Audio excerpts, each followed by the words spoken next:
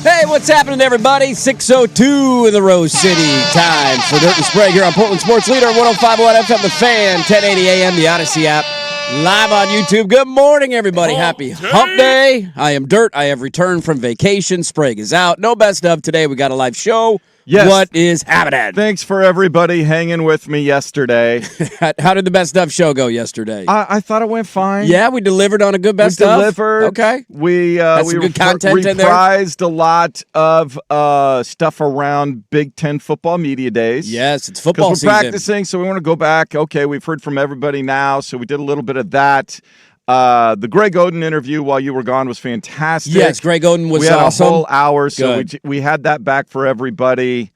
I did do a little mini. We called it the food truck. Ooh, the food truck. Because the restaurant was closed. Yes, it was a so operational the brick and mortar, day, right? and sometimes everybody needs a chance to get away. Also, sometimes you have to close it. You got to take inventory. You got to do the deep cleaning. It's a delivery day, yeah, right? We're restocking have to repair things. some things, maybe, and the only way to do it is just close the whole thing.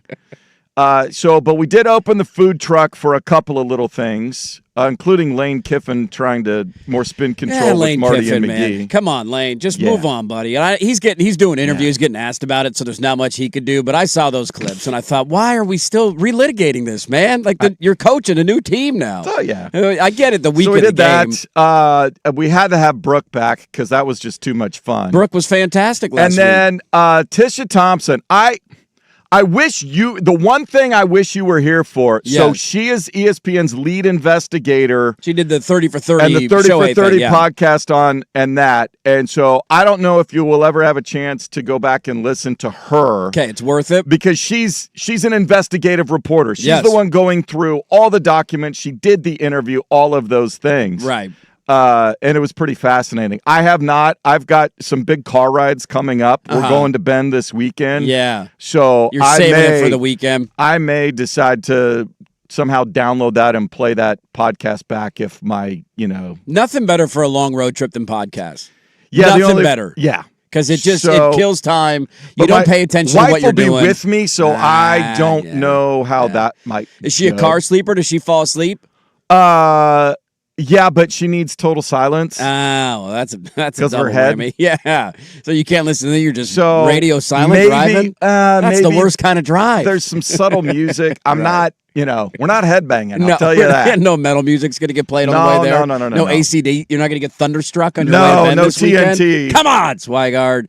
Well, it's good to be back. I'm glad that the shows went well while I was gone. I was really bummed to miss Greg Oden last week. That one hurt because Greg Oden sounds like he might be. We got a more relationship involved going in our future when we're working on. Okay, he's a friend of the program now officially after that interview. I need to center you up. I don't know. Yeah, what's going on with me? Hang on. I'm off on a corner over here on YouTube. Come on, Swag. Move my camera a little bit. Well, I had a delightful trip. I would say, you texted me, I said, I hope you had a relaxing trip in Sun River. I don't know if it's physically possible to have a relaxing trip with a 2-year-old. Like, I just think that's kind of out the window. What are we doing here? We're not sleeping a lot is what we're doing, but you can got still a lot have of a great family. time. Yeah, So I would imagine pass them off. aunts and uncles and grandmas and grandpas. Yeah, and go so hang if out, you needed to, get to the pool for a little bit, or I suppose now does he have the water wings and the pool we did diapers? a pool day. The pool day was fantastic. Okay, pool that day was probably a big hit. It was fantastic. The question is, did you get to play golf? That's really the question. So I have two gripes that I would like to get to. My two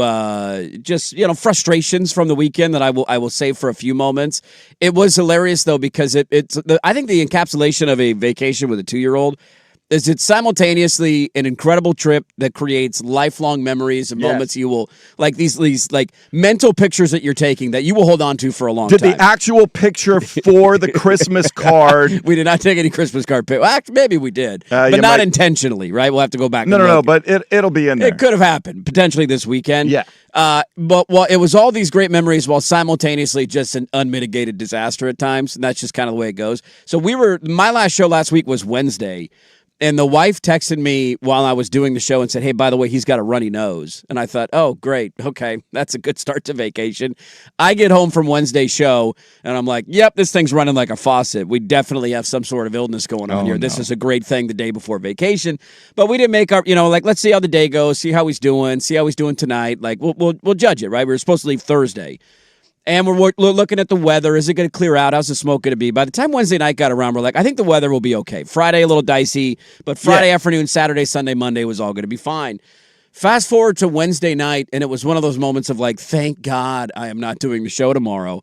Because I was legit, I think we were getting thrown up on for like an hour and a half Wednesday night, the night before we're supposed to leave. He's got a little beanbag in his room. Big fan of the beanbag. Runs, jumps on the thing. Huge hit, right? In a 2-year-old's room. Where I'm sitting on the beanbag holding him, like calming him down. Outside edge rusher. 1 o'clock in the morning. And next thing I know, I'm just, and I'm like, okay, this is going to be a while. It's good. This cleanup's going to take some time. It's on the rug. It's on the beanbag. It's all over me. It's all over him. There you go. Everybody needs new clothes. So I looked at the clock. I'm like, it's 1 o'clock in the morning. Thank God my alarm's not going off in 3 hours because it would be a disastrous show. So that we ended up delaying our departure till Friday in order to make sure that he was okay because Thursday went a little bit better. Everybody else went Thursday. So we were like, all right, we'll go Friday morning. Then I wake up Friday morning. The wife wakes up Friday morning. And you guessed it. Everybody's sick now. All right, let's go on vacation. Ended up being okay. I mean, it was just, I overpowered my man cold. Not easy to do. There you go, a little 24-hour creeping crud. A lot of energy. Flush the system. A lot of emergency. A lot of emergency, Celsius. some Gatorade, some chicken broth, and here we go. Nose is running. We'll get through this. I still have a little remnants of it, but I feel totally fine. So that was how the trip started, and it was it ended up being great, though. And the core memories, man, I'm sure you remember trips like that with the little guy, but like he got like we took him to go do not horseback riding, but you get my gist, like pony riding. Essentially. Yeah. I don't know if they're mini horses or ponies. Go around in a circle. Yeah, go around on a little trail, right? You just want to set him up there and see. How's it going to go, right? Is he a total panic? Exactly. Come get me. What? Why am I on this beast? Right. Or look at me. Exactly. So we get there, put him on the horse, not a peep. He's just kind of bobbing, smiling. The gal's pulling, there's like one of those escort ladies kind of walking the little pony around. He's talking to her. I'm like, this is unbelievable. Like, perfect. Just burned into the memory, right? This is great. There's your Christmas card. That's it. Just him on a horse riding around. He's got a big helmet on. He looks fantastic. So that ended up being great. They had these bouncy houses set up in the middle of the like village in Sun River. Let me tell you, man. I don't know how much a bouncy house costs. I'm sure they're pretty expensive. I had the thought process watching him. Like we went out to dinner the last night. How much yard do you have? That's the question. I think I got enough yard for a bouncy house. Now it would take up the yard is essentially gone, but at this point, the entertainment value of a bouncy house, phenomenal. Now the only tricky part with that is making sure. Can Bubba get in? Get the dogs out of there. Yeah, don't let the dogs in there to pop that thing. I'm not going to get one, two, but I did have the thought of like, God, take a dump in the middle of it. Get the hose out, clean it off. It was like, dude, the free entertainment value of that, of like, let's go sit and watch him jump around, go down a slide, climb up this, go down that. It was fantastic. And so a lot of great memories from the trip, a lot of good stuff. Excellent. And it is great to be back. I'm sorry you didn't get to play golf. Did not get to play golf. And that leads to my two gripes. I got to get my two gripes out of the way. You know me, I'm a Sun River P1. I love Central Oregon. Fantastic, beautiful. The smoke ended up being not that big of a deal. We actually left yesterday, and waking up yesterday morning, it was like, it was coming back. Super bad going through parts of like Sisters, like it just smoke everywhere on parts of the drive home. So it ended up being good timing to get out of there and come back to Portland, and the weather here looks fantastic. The wind was shifting. It was kind of going and back in the other direction. direction. And you went Sandy Am Pass, right? We did. Yes, we did. Yeah, Mount Hood's got a different issue. And so the smoke was getting a little bad yesterday. We get there, and one of the things we wanted to do was play golf because you go to Central Oregon, we want to play golf. My dad was there. I brought the kiddos clubs. Like, let's go get around a golf in. If I end up retiring in Sun River, save this for me complaining because I'll love it if I retire there. Oh, look at you, big. They have changed. So they have two courses inside Sun River. I think it's Meadows and whatever the other one is. There's like two of them in that little Sun River There's two of them, Village. and then Crosswater's always been private. It's private, and it's its own thing, and you have to go through 17 Not easy hoops. to get on, right? I played Crosswater once. The course is incredible. Sorry, I've played Crosswater a couple times. You need to be able to play Crosswater, or it is the longest damn day of your life. Ask Brandon Sprague about our round of Crosswater, because my God. that's exactly how his day went. And with the price tag of playing Crosswater, he was not very... you're spending $200 in season minimum, and if you can lose a whole box of golf balls off the tee, with very all the easily. Damn carry. That was about 6 years ago. I don't think he's forgiven me for that round, and it's not my fault. He shot a 117. Don't be angry at me, okay? I'm not in control of your golf game. Yeah, but did you warn him? What had you played? I had never played it before. It's the first time I'd ever played it. I just had always heard great things. I heard it's beautiful, and you get out there. Gorgeous, it's gorgeous. But it's the way that bear. they've set it up, and all the tees have a minimum 150-yard carry, and if you don't catch it, right, you're in tall stuff for water, and it's not easy to handle. And they don't have drop zones. So that was always the private one. The other two were public, and that was one of the perks of going to Sun River. You got these two courses in the little neighborhood, in the community. You go play. Well, they've now changed the ruling on it. Yeah, they changed. So guess you have to rent a Sun River property through their rental agency. Not the house. It doesn't matter if the house is in Sun River and you're staying in Sun River. If you don't book through Sun River, you cannot go play the golf course. And again, if I'm a retired person living in Sun River that's a member there, I will be glad that the riffraff is not on my course. Please give me my tee times and open up my books here. But as somebody who vacations there, that's not ideal, because now you got to book a certain way. That's one of the perks of going. So that was a big frustration for me. I'm not happy with that decision. The other thing that I had to take away from of the vacation was simply that, is the pickleball bubble ever going to burst? I don't know. We had pickleball night at the Hops last night. I mean, it is out of, these olds are out of control, Swag. Are you an old pickleball person? No. Okay, so that's not on your bingo it's card. Not on. Dude, no, these people and their elbow pads and their knee pads, and they're showing up with like specific pickleball backpacks. And you go, the park is just gorgeous there, right? At the huge field. Yeah. Take the dog, let the kid go run around. He had a great time on the slides in the playground and all that. All you hear the entire time that you're there, I mean, there are hundreds of them in there playing pickleball, and you could hear it from like a half a mile away, and the sound does not stop. And I got to feel bad for the tennis people, because the tennis people have lost all their courts. Yeah, there's no tennis courts left anymore. Yeah, you can fit, 4 or 6 pickleball courts in a... I mean, the space, you could use it so much better, because you get more people on, more people are playing. There's only, they have those 2 little pockets of courts over there. There will still be... There's one tennis Sun court. River still has, I believe they still have their indoor tennis facility. Okay, they might still have an indoor facility. Unless they've changed that into pickleball or not. They probably have. I would guess not, but... it's insane. The amount of people Because I also think they had some tennis coaches and clinics and things in the indoor tennis center. Tennis took their eye off the wheel for a moment here, and they have allowed pickleball to come in and just completely steal their market and steal their customers and steal their inventory of courts. They were caught flat-footed. I don't know if that was our guy Tom Dundon who did that, or where the hell this came from. I don't know. But somebody needs to put a pin in this bubble. These olds need to be stopped. Yeah, because I was just commenting. Pickleball went from curiosity, kind of fun thing, and jumped the shark. And now there's multiple professional leagues that are infiltrating my TV all over the place. It's all over the place. No, the olds are addicted to it, man. They didn't go through the normal process of... Can't put it down. Go play tennis. What are we doing here, man? It's just the sound of it is so annoying, and there's so many of them playing because you can fit so many on the court. Yeah, you don't have to... You don't have to move. It's not... I know why people play it. I get why the olds do it. You're not ranging side to side on a tennis court anymore with your backhand and your forehand. You can't move that way. You're not getting tennis elbow. But the amount of people that play pickleball simultaneously, and the noise that it creates, and what should be a very peaceful park where you're out there, you're in Central Oregon, the sky and the stars are out, and all you hear is the whack of pickleballs over and over and over again. We need to put a pin in this. Somebody needs to pop that bubble. That's all I'm saying out of the weekend. That was one of my bigger takeaways of this is getting egregious, and we need to put a stop to this, because the olds need to be slowed down. Elbow pads, knee pads, showing up, riding their bikes up, getting ready to go play pickleball. Come on, man. Let me enjoy some peace and quiet out here. What are we doing here? It is great to be back, though. It is great to be back. Anything else I missed? Anything else big go on while I was gone? I know we had the county vote. We'll get to that. We'll set up the show here in a little bit. Yeah, we'll get to that. Yeah, it was. They finally got there, but Took a while.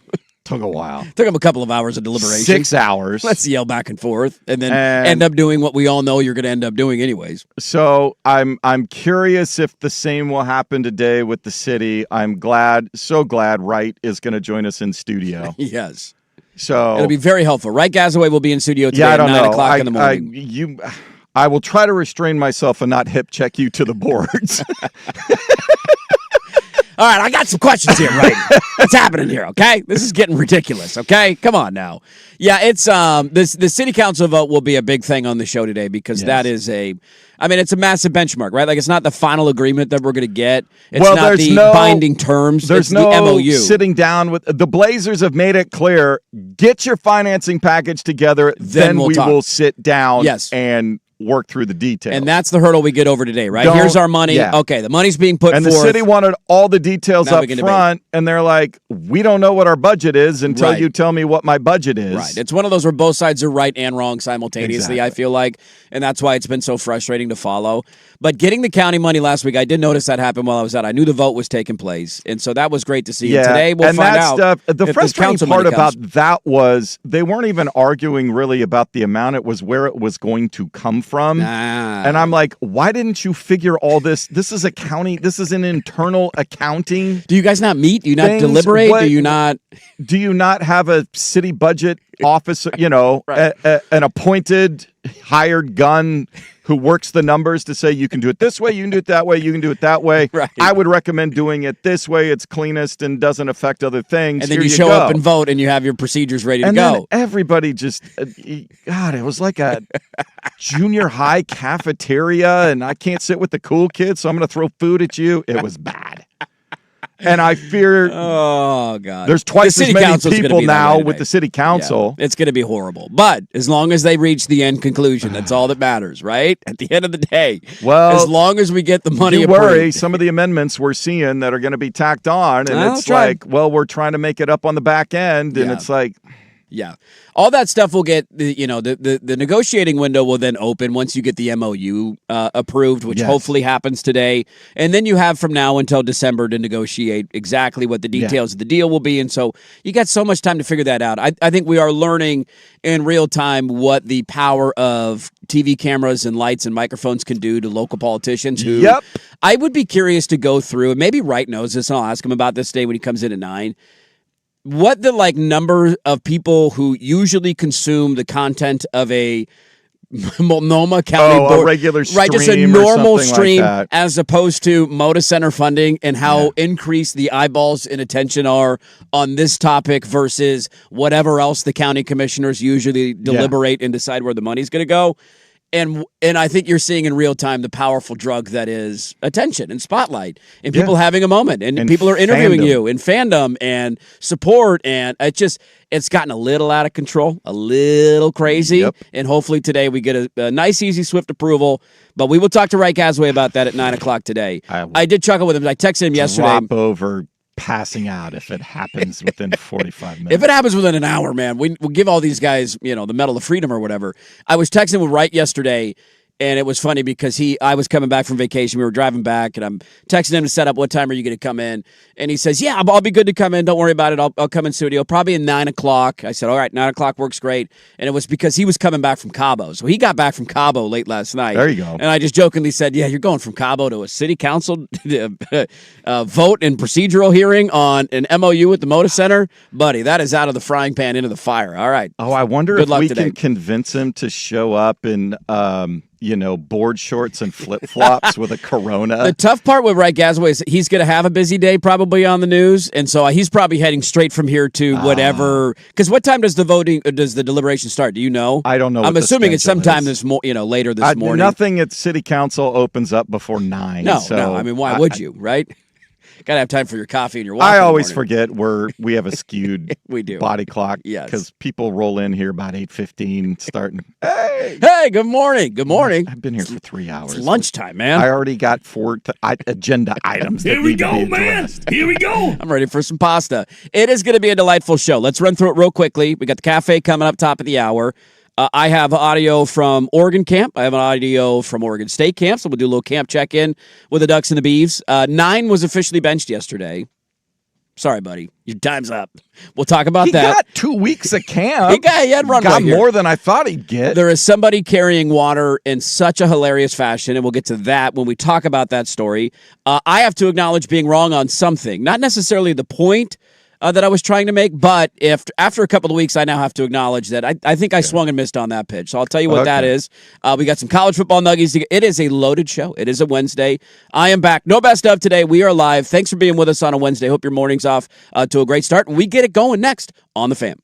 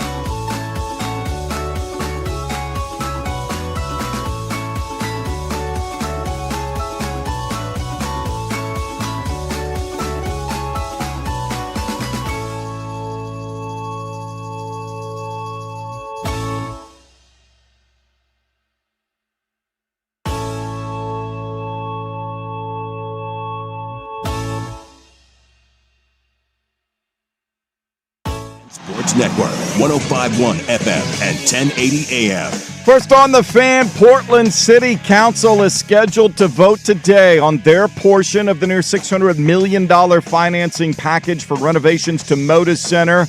If it gets approved, that'll set the stage for formal negotiations on a long-term lease agreement with the Portland Trail Blazers. With Week 1 preseason games beginning tomorrow evening, NFL teams starting to give some meaning to their depth charts. The Vikings officially named Kyler Murray the starting quarterback over J.J. McCarthy. Rams wide receiver Puka Nacua left practice early on Tuesday with what the team has described as minor groin discomfort, not believed to be serious. And the Portland Fire wrap up their homestand tonight with a visit from the league-leading Minnesota Lynx, 7 o'clock tip in Moda Center. Pre-game coverage over on 910 ESPN Portland begins at 6:45. The Fire 12.5-point underdogs. I'm Jason Swigard from the George McCoy at Warren Allen Sports Desk. Don't call your mom. Call George McCoy at warrenallen.com. This is the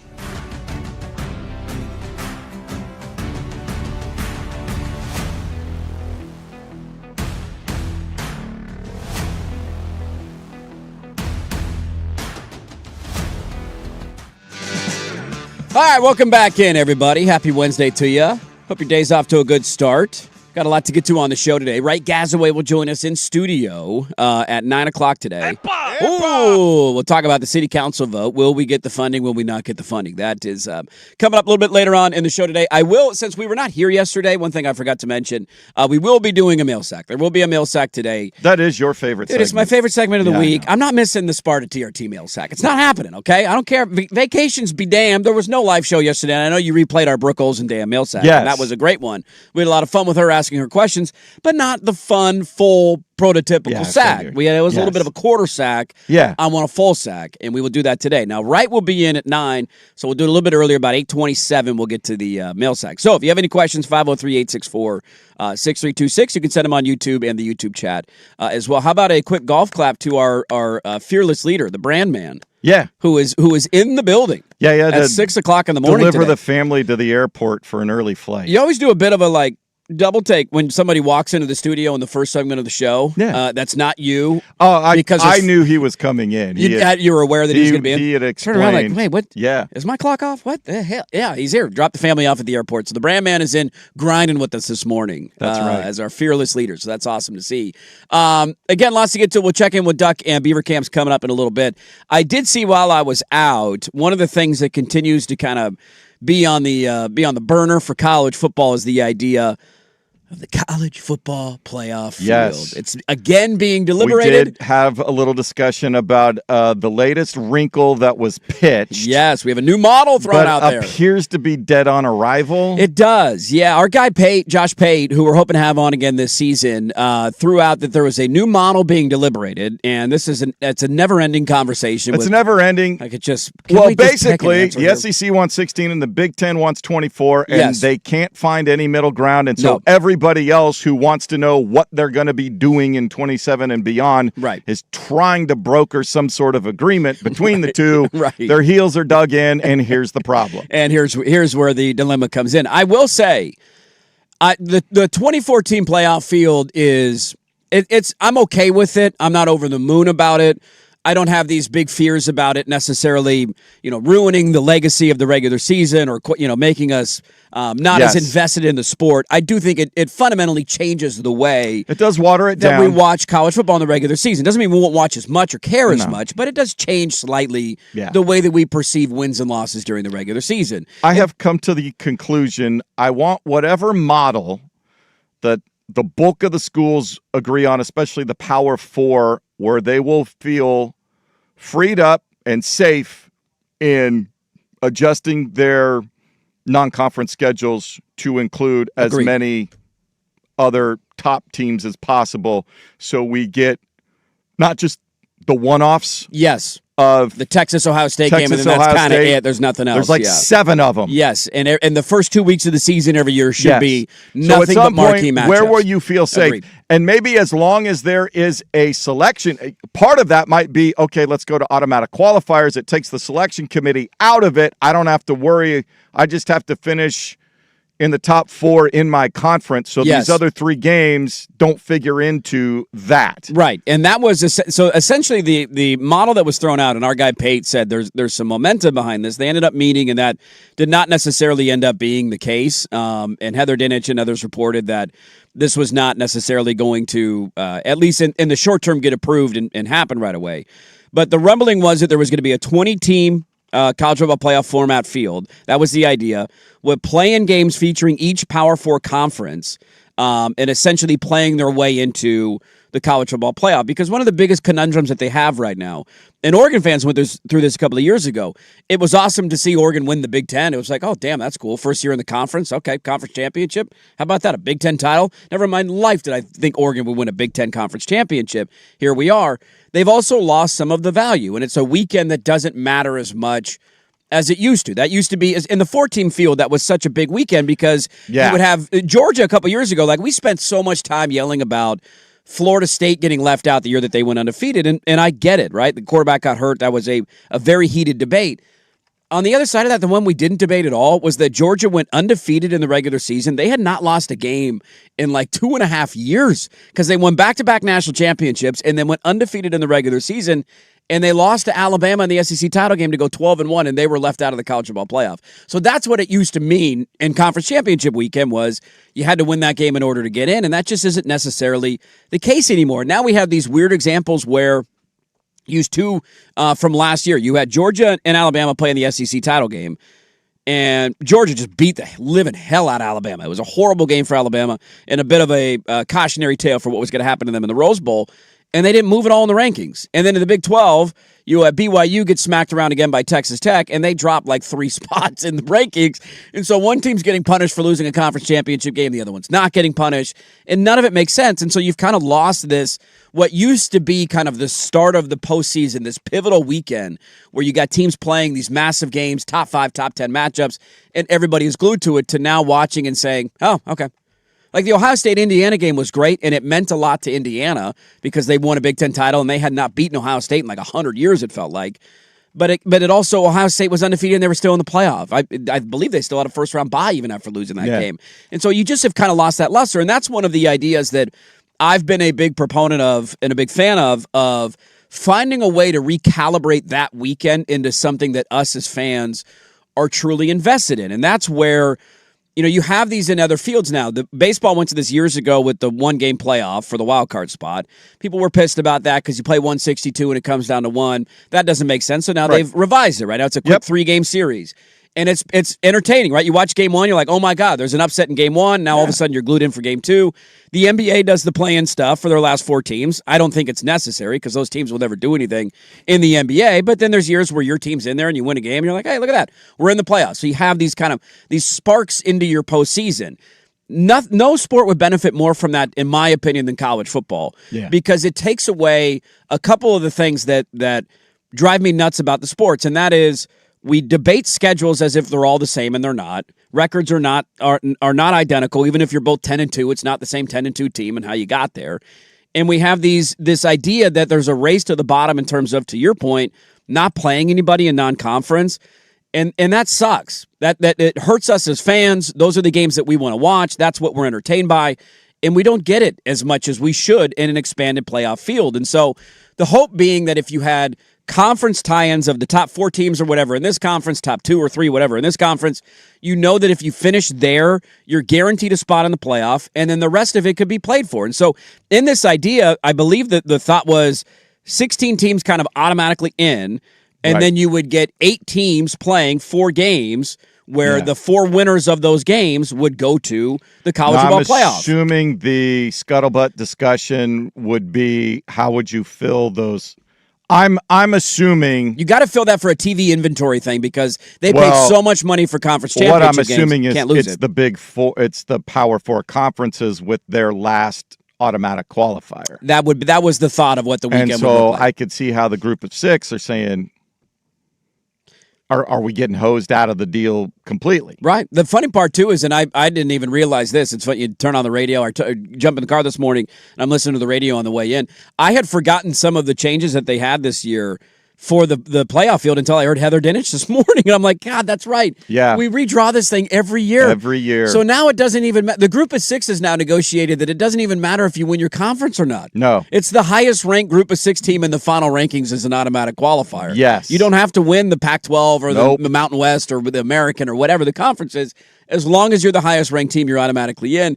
And they've also changed the rules to saying now if that Notre Dame's in the top 12 if Notre Dame's in the top 12, they're in. guaranteed a spot in the playoff. no. And if you win your conference championship game in a Power 4 conference, you're automatically in the college football playoff. Yeah. Duke would have been in the playoff. Last year, 7-5 Duke won the ACC, and they would have been a college football playoff Well, the team. ACC has tweaked their thing now, Of so course, they will make avoid that sure, disaster. kind of like the FedEx Cup playoffs that get just reworked changed, every year. Exactly. Let's retweak and rework the rules. So we're always evolving as we go. There's little rules that fly under the radar every offseason. To me, there's a pretty clear-cut answer here of a way to expand the desire to schedule big non-conference games, which fans win. That's what I want. Whatever system they Yes. come up with, You have to have it, man. I want it so that all these we don't see this crap anymore from India. Even what we're looking at the next few years with Oregon, unless something changes. Oregon who did they just? They added Sac State. Sac State, that's who it was. They added Sacramento State, which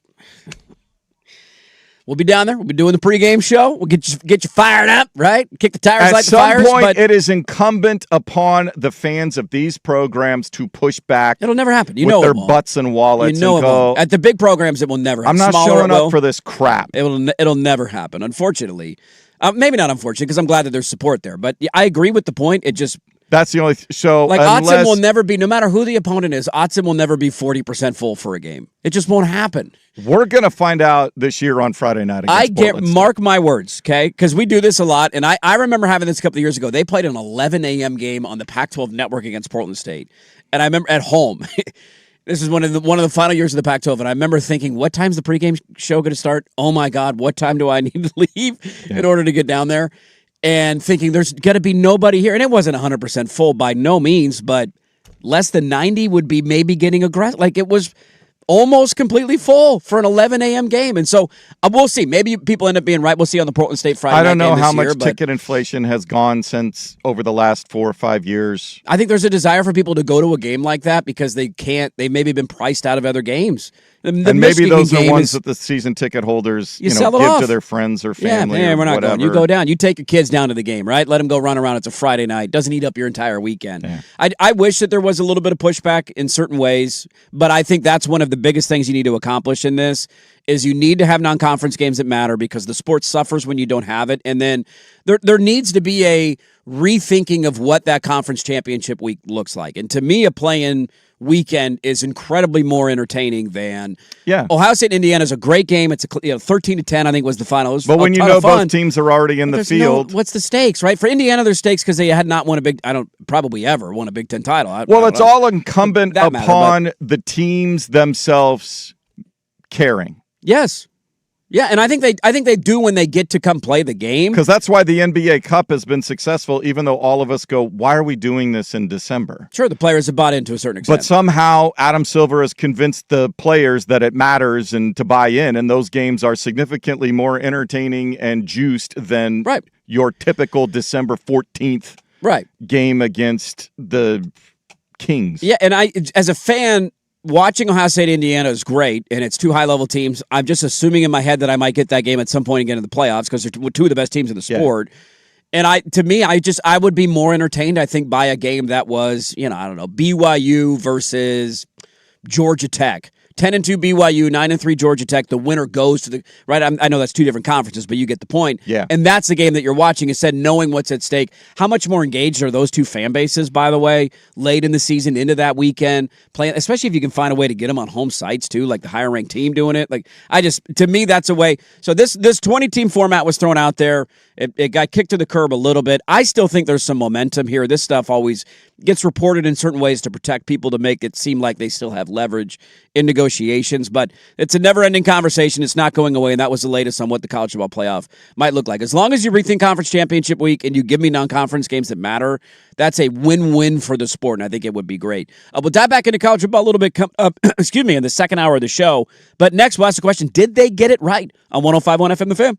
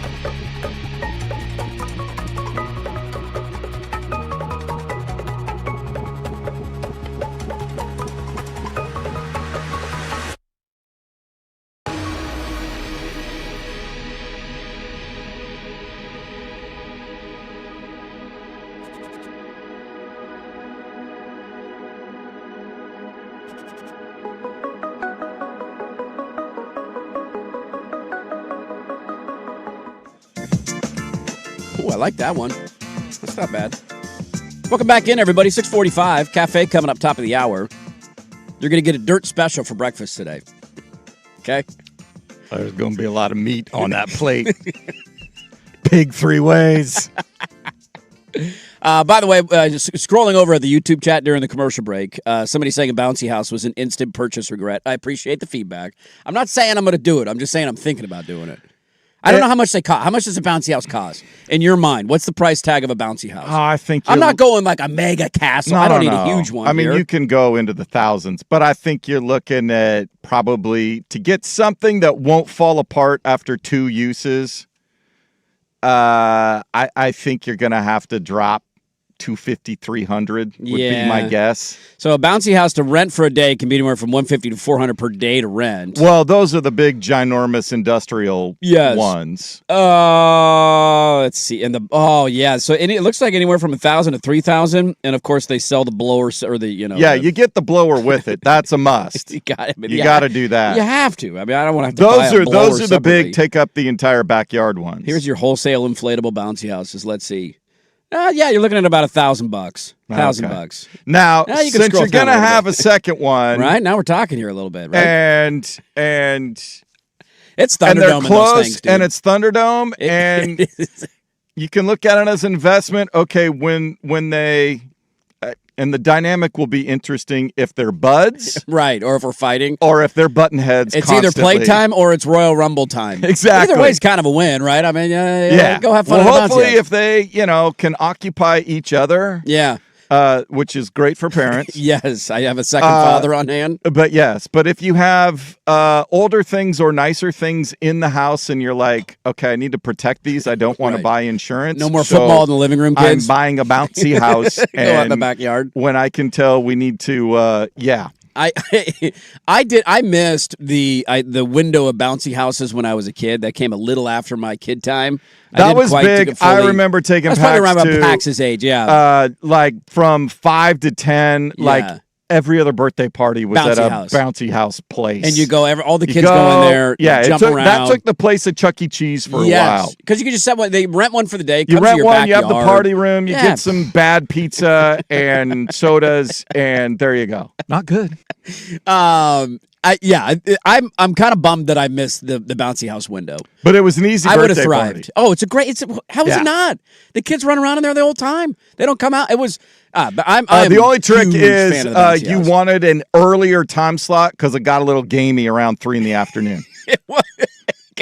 You fall down on that. You wanted the noon, the 11 a.m. noon time slot. Your cheeks gonna burn when you get body slammed down at the bottom of the bouncy house.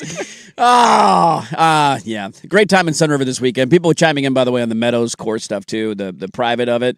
Somebody's saying, as somebody who has a house right in front of the Meadows parking lot, looking at hole 10, I can tell you they are significantly less busy than in years past. And again, I get, if I'm a member there, like if I'm a living Sun River person, I get it. Like, this is my course every day. When you're a resort, like, what are we doing here, man? That's one of the biggest perks of going to Sun River is having 2 courses right there that you could walk to, essentially. We'll see. And go be able to play. I mean, the bottom line is how it affects the bottom line. Yeah, that's very true. And if you got enough people buying the membership package, maybe it offsets it in the riffraff coming to golf. So a couple of opening rants from the start of the show today. We're checking back in on it, 6:49. We'll get to the cafe coming up here in a little bit. Let's ask the question. Sprague's out, so let's do a segment for him. Did they get it right, Jason Swigard? Oh. Now, this is always the hard part about coming back from vacation of like, when did things...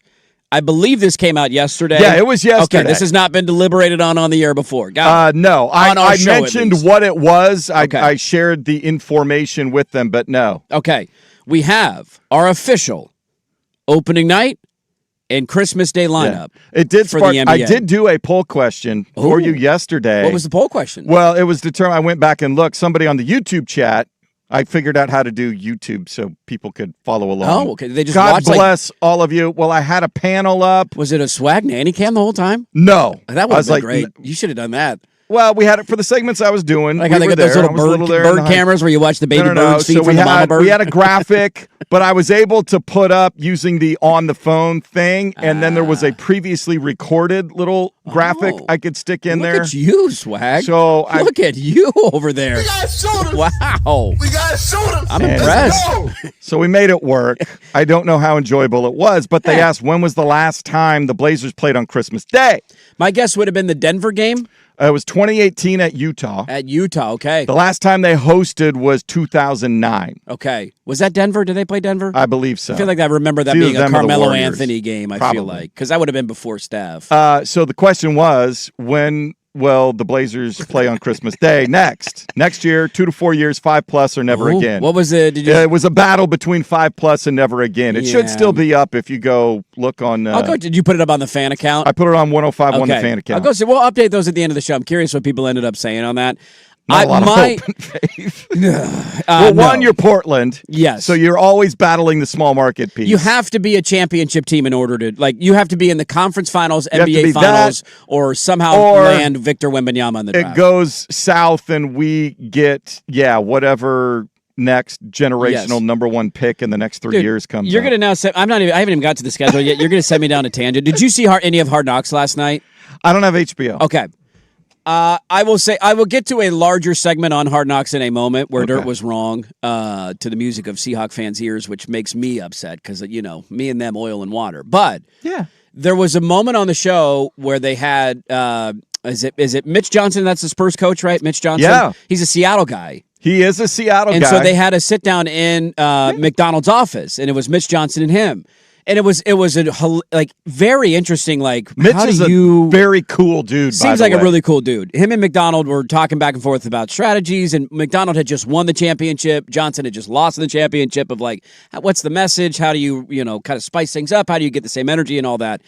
And then after they talk a little bit about that and some coaching strategies, McDonald asked them, "Hey, when did is Wemby as good as advertised?" And they rave about him he never puts himself over team. He's incredible. He's blah blah blah. Right? He wants to be the greatest. He says all the time he wants to be the greatest player of all time.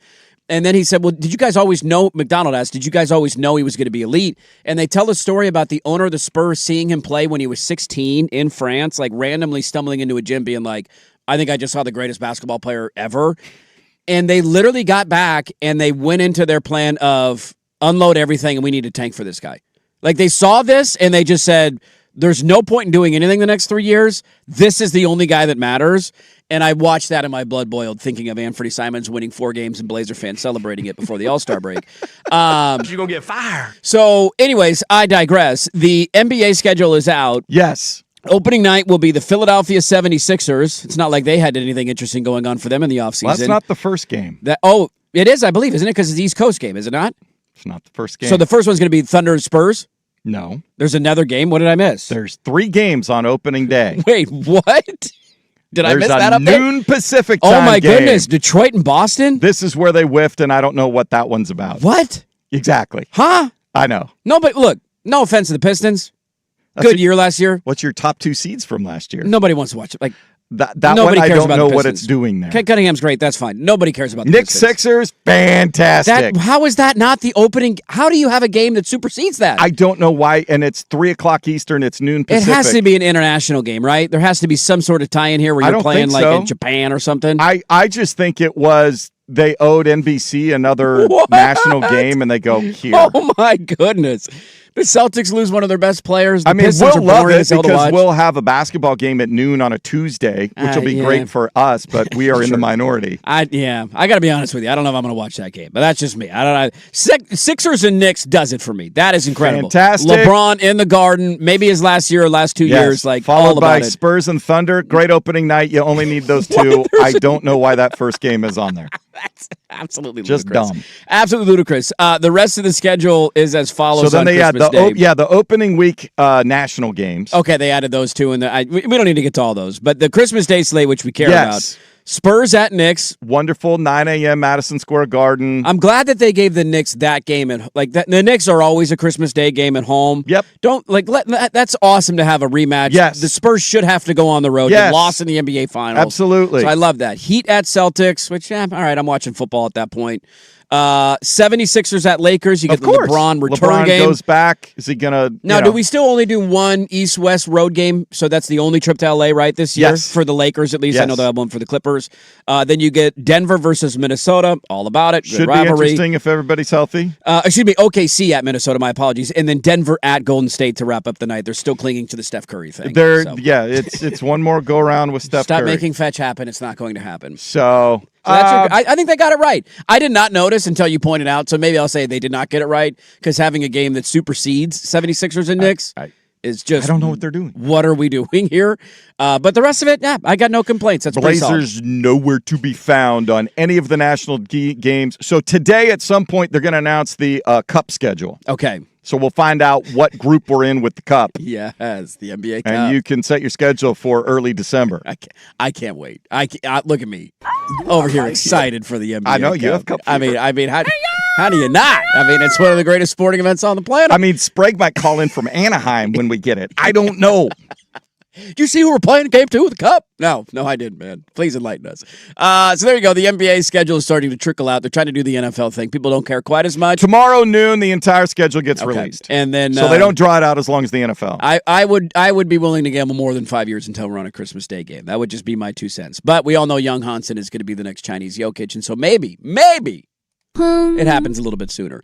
We got a lot to get to in hour number 2 of the show. We're going to check in with Oregon and Oregon State camps. I got some audio from Lanning and Shepherd, so we'll play some of that. Check in on how things are going in Eugene and Corvallis. We'll start, though, with the Cafe, as we always do, and that's next on The Fan.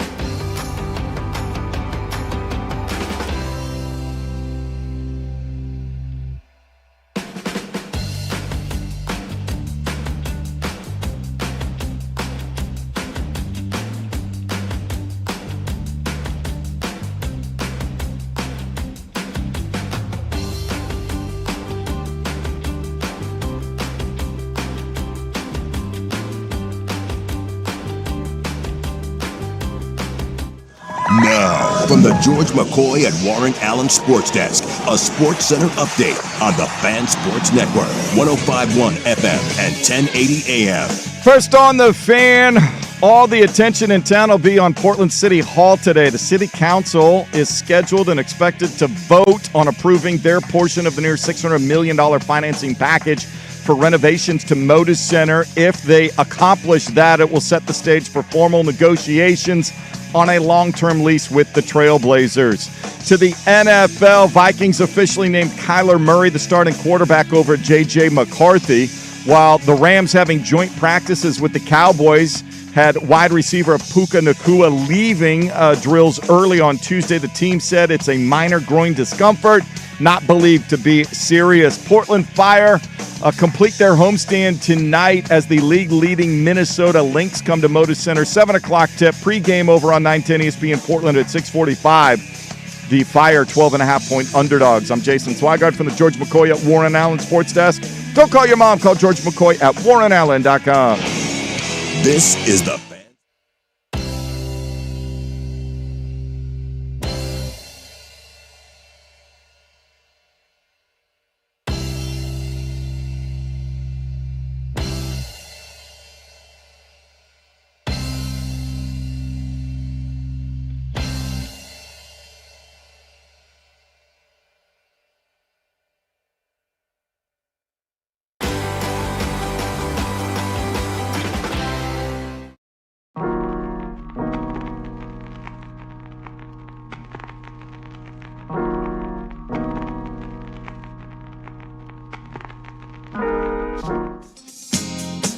All right, welcome back in. Hour number 2. Dirt and Sprague here, Portland Sports Leader. 105.1 FM The Fan, 1080 AM, the Odyssey app, live on YouTube. Hello, everybody. It's good to be back in the saddle. Sprague's out for a while now. He's down in San Diego. He went to the Padre game last night. I'm so glad. He sent us pictures from his seats. He did. Had good seats down He there. had a great game there, party atmosphere. Padres put it on the Brewers. I still have not been to Petco Park. I have not either. Yeah, it's on my... I've been down there. I've walked around it Sure. in the wintertime. I've never been to San Diego before. I mean, yeah. Can't go wrong. I know. It's just amazing. It's San Diego. It's San Diego. It's my favorite right? tip. There's a second San Diego team coming into the West Coast Conference. I'm like, listen, you Hey, may not want to travel me all. Can I get on the San Diego trip? I don't need to go to certain places, but San Diego would be a desirable location to go Provo's travel to. gone now. You don't have to worry about I that don't one need to go anymore. to Stockton, No, we're good on Stockton. but I think I need to come on that San Diego trip. It's a pivotal weekend for the basketball team. I need to be here, and I might bring my clubs with me. A couple of bits of housekeeping before we jump into the cafe. It's not too full of a cafe today. Couple of things quickly. This one got brought up. Where did it go? We were talking about the idea of those non-conference games in college football. Yes. The Portland State game on a Friday night. And this is the point, and this is why I think, unfortunately, it's not the right word. That's not the message I'm trying to send.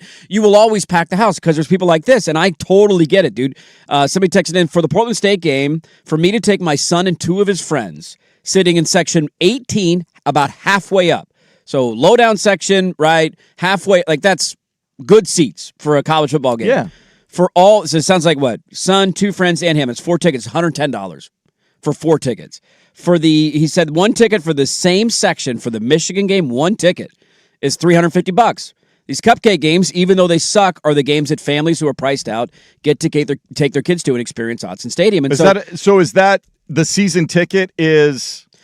he's probably just buying on a secondary market. I don't know if it's a season ticket or an individual game ticket that somebody is selling.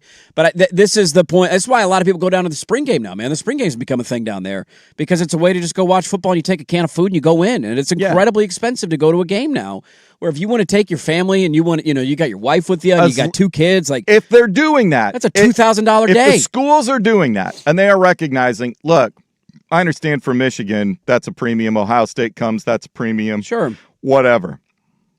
But as long as they're then recognizing, okay, it's Portland State, let's, we're not going to price gouge you here. We're not going to price gouge you on the season ticket holders. Right. The secondary market is secondary market, and market forces will determine what the value of that ticket is. But yes, if you are having to shell out, whatever the donor piece is on top of the actual ticket values, and they're trying to, I mean, if you're a season ticket holder, it's just a part of your package, right? Like, they're not going to lower the season ticket price, so you get the tickets for that game.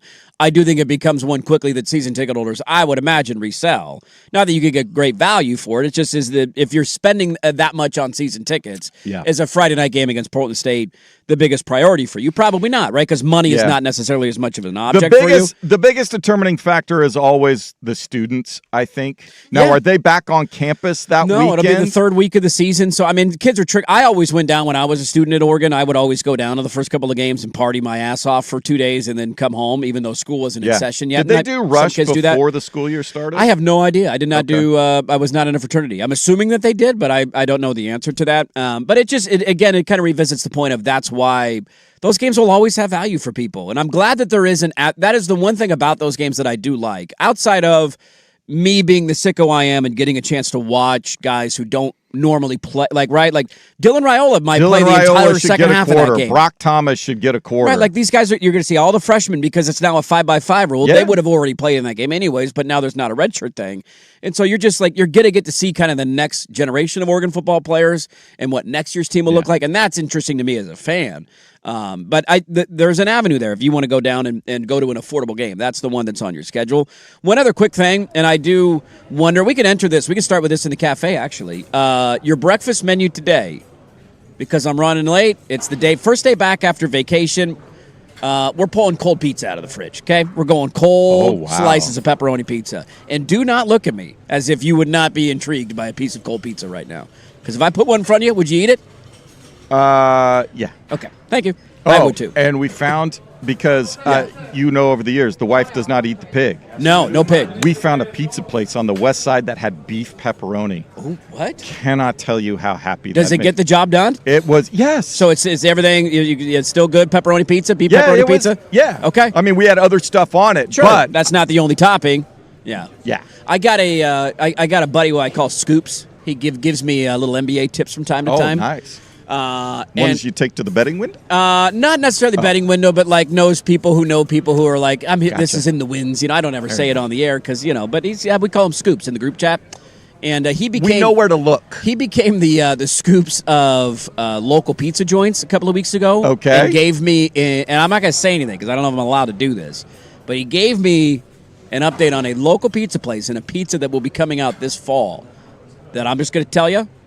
It might blow your mind, and I can't wait for it. That's all I'm going to say. That's all I can say right now. It's like a specialty pizza. It's a specialty pizza, seasonal and they've only. gone into the pizza lab. He's now scooping on pizza tips. And with all of the available toppings you could ever imagine. It's the most delicious sounding pizza I've ever heard. And we're mixing and matching, and we're like, oh, we found it. When you hear it, you'll know it. Drop the mic pizza. That's all I'm going to say. When you hear it, you'll know it. So cold pizza today, I would kill somebody for a cold slice of pepperoni pizza right now from Papa Murphy's, straight out of the refrigerator. The first one up, though, we'll start with this. I got a couple of bits of audio we'll get to. Somebody asking the question on the fan text line 503-864-6326, which, by the way, get your mail sack questions in. We're doing that in about an hour and 20 minutes or so. Asking, do we even still care about the NBA on Christmas if there is only one TV at the given family event, the NFL is the master? And that is the funny thing. Like, the Christmas schedule came out yesterday, and I did have the brief thought of, oh, look at that, NBA Christmas. That's always a notable thing in the NBA. Who's playing on Christmas Day? It's one of their biggest days of the entire regular season. And then I read the text, and I think to myself, that's 100% spot on. Like, you might get me in pockets, like Spurs and Knicks out of the gate at Madison Square Garden. Because that one usually starts, like 9? It's 9 a.m. It's noon. 9 a.m. So 9 a.m. So you will have done the initial wave of wake up at the crack of dawn, Teddy ball game goes, tackles the Christmas tree. So the place is strewn with boxes and wrappers and all that sort of stuff. Yes. Now, so that one will get me. That one right out of the gate will get me. After that, let me ask the question. If you only have one TV, we all know what's winning here. Now, these might not end up being as good as they appear right now because the NFL is wonky and things happen and injuries take place and backup quarterbacks could be playing for all we know. Do you remember the Christmas Day schedule for the NFL this year? I know the Seahawks have the late game. The Seahawks play at home in the late game. It's the Eagles, if memory serves. It is not the Eagles. Oh. It is the Rams. Oh, it's the Rams. They play the Rams Christmas night at 5:15. There we go. I'm dialed in. The afternoon game at 1:30 on Netflix. Broncos? hosting the Buffalo Bills. And your opener on Netflix at 10 a.m. after I watch 1 hour of Spurs and Knicks is Green Bay at Chicago. Yeah. I mean, it's not even. It's going to blow it out of the water. Yeah, the NFL came off My the top eyeballs rope aren't with that. going anywhere near the NBA. It's not going to happen. I will stick with Knicks Spurs as long as it's close and compelling. Okay, all right. Different strokes, different folks. Whatever you want to do. If you want to be an NBA guy on Christmas Day, that's totally fine. But I think the point being, like, usually at Christmas Day gatherings, you're not actively like just sitting down watching sports, right? Like, it's Christmas. If you have kids, it's not. Yeah, it's a passive viewing day. Thanksgiving, where Thanksgiving is about a meal and football. Yes, and that's pretty much it. And on Christmas, you're usually having a game on in the background. Who knows how many stops you have to make? Sure. The game that's on in the background are those three NFL games are fantastic. Now, again, like Jordan Love's hurt and whoever the backup is for Green Bay. Josh Allen tears his ACL, knock on wood, please don't happen. I'm not asking for it, but you get my point. That's where maybe it changes a little bit, but right now, man, that's a Before you get started, 100% fair argument. Yeah. Order up. What do we got? Brayman came in and alerted me. Oh. This from Ramona Shelburne. Oh, what happened? The Los Angeles Lakers are being sold to American businessmen Josh Kushner and Bob Iger for a record-breaking $12 billion. Didn't the Lakers just sell? Yes, for $10 billion So to the guys that own the Dodgers, I thought. Wait, so they bought it for $10 billion and just sold it for $12 billion? Yes. What? Which Josh Kushner is that? Is that the brother Kushner or the dad Kushner? I don't know. And Bob Iger was the old head of Disney, right? Yeah, he was the old Disney guy. Jeez. Is Josh Kushner the one that was trying to buy the World Cup? Yes, I believe you are correct. Did that bid not go the way he wanted it to go? No, that backfired like nobody's business, and now as it should. His ability to remain Lakers, president of everybody is in question. Good. How about Europe told him to pound sand. Go. Ole, ole, ole. And that got CONCACAF and now we're talking. South America to jump on board and said, no, you're not selling off the World Cup. Did I read correctly, or did I get butt cracked that the lead Dodger guy was under investigation for some fishy financial stuff? You did not get butt cracked. That is an actual story? There's something going on. I don't know how much good. credence there is to it. Are they going to strip your World Series trophies because of that? I think we probably should. Take them away. You guys cheated. We all know Shohei gambled. Just as long as they'll give us the Astros one when they cheated. Should be 4 in there. That's a fair counterpunch. Actually, here's what we're going to do. That's fascinating news. Why would you? That's interesting. You just bought the team. That just happened like a year and a half ago, didn't it? Yeah. The Lakers just sold. Yeah. The Buss family just sold. Yeah, the Buss family had to. The Dodger they couldn't family afford it, and so they he sold flipped it in a year for $2 billion more dollars. Yeah. So anybody would in give me a that $10 billion theory, Portland City Council, somebody's doing some math. Well, if you just made 20%. In a year and a half, you've had it for 6 months. So, wild. So your valuation has already gone up, so you can kick in a couple more million in rent. Would you have a Kushner or Tom Dundon? Let's start the cafe here. I got some audio we'll get to. Well, the Kushners will put money into it. It might not be their own money, but Are we sure about that? Are we sure about that? You spent $12 billion on something. You sure about that? Can you go on your Dodger rant, please? Because I want people to make fun of you as much as I make fun of you.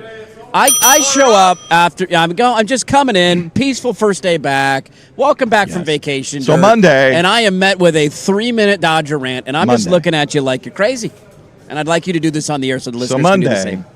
On the show, and Sprague chastised me. Rightfully so. I said I finally hit the panic button. They'd lost 8 out of 9. They got like the 4th worst record since the All-Star break. Oh my God! The bullpen How will they survive? Not. They couldn't hit. Finally, Mookie hit a home run for the first time in like 2 months last night. But they're blowing the bullpen. It's great. I love Snell. Yeah. Snell last night eased the panic quite a bit. We're backing off of the panic. 10 Ks the mid-August panic. Okay. So Glasnow needs to come back and look like that. But for a franchise that spends $500 million on their roster, they can't find 3 dudes to get 9 outs at the end of a game. My God. How did they win the 72 games that they've won? Well, they mashed, and then when the bats went quiet. Let me ask you a quick follow-up. How was the bullpen last year in the regular season?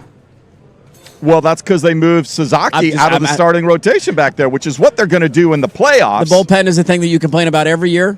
Yes. Every year? Have you seen Diaz? Every year? When he got hurt, he had loose bodies in his elbow, and he comes back and he blows 2 saves in his first appearances. I want people to be able to make fun of you the My way that I boy, make fun of former you. Hop Waldschmidt, got him. I was announcing his damn name at the Hops last year, and he beats him. Sorry. Everybody file this away mentally for. They're going to have to play a wild card series if the playoffs started right now. Do the playoffs start right now? No. What's their lead in the division? It's down to like 7. It's 8.5. They're 8.5 up in the division. You've been one of the worst teams in baseball since the like All-Star break. 15-game You have an lead. 8.5 game lead in the division. Mark my words right now. The Dodgers will win the NL West. You know why? And they will be in the World Series. And I'm going to point at you We and don't laugh. rest on our laurels. Oh, God. If you don't start worrying a bit about this crap now. You are the worst. Go watch a T2 game, all right? Get out of here, Swigard. Everybody send your hate mail to Swag. He deserves it after that rant. Let's get to, how about a local guy doing something? Payoff pitch to Rutschman. Slap that one to the right side. Lunging for that, Clement. He'll throw. Close play, safe. Yoshida down to second. And Rutschman has his first hit. So the Red Sox, another team who have not been playing great ball lately, they've lost 4 in a row, scuffled a little bit. But Adley Rutschman making his debut in a Red Sox jersey. Little infield single Yeah, there. Base hit, man. Seeing Rutschman in a Red Sox jersey is going to be cool. I know. I hope it all works out. Yeah, it gives me a reason. Like, I don't really have any rooting interest in the American League. I did chuckle at seeing that the Astros are again in first place in the AL West when I pulled up the standings. That's because Yordan Alvarez is an alien. He's carrying them, and the Mariners are just, and the Mariners and Rangers are giving it to him. Oh, my God, Seattle. Yeah, are you okay right now? It's okay. This is a safe space. They might own People one of who our... are ranting, you're ranting about your 72-win back-to-back World Series champion.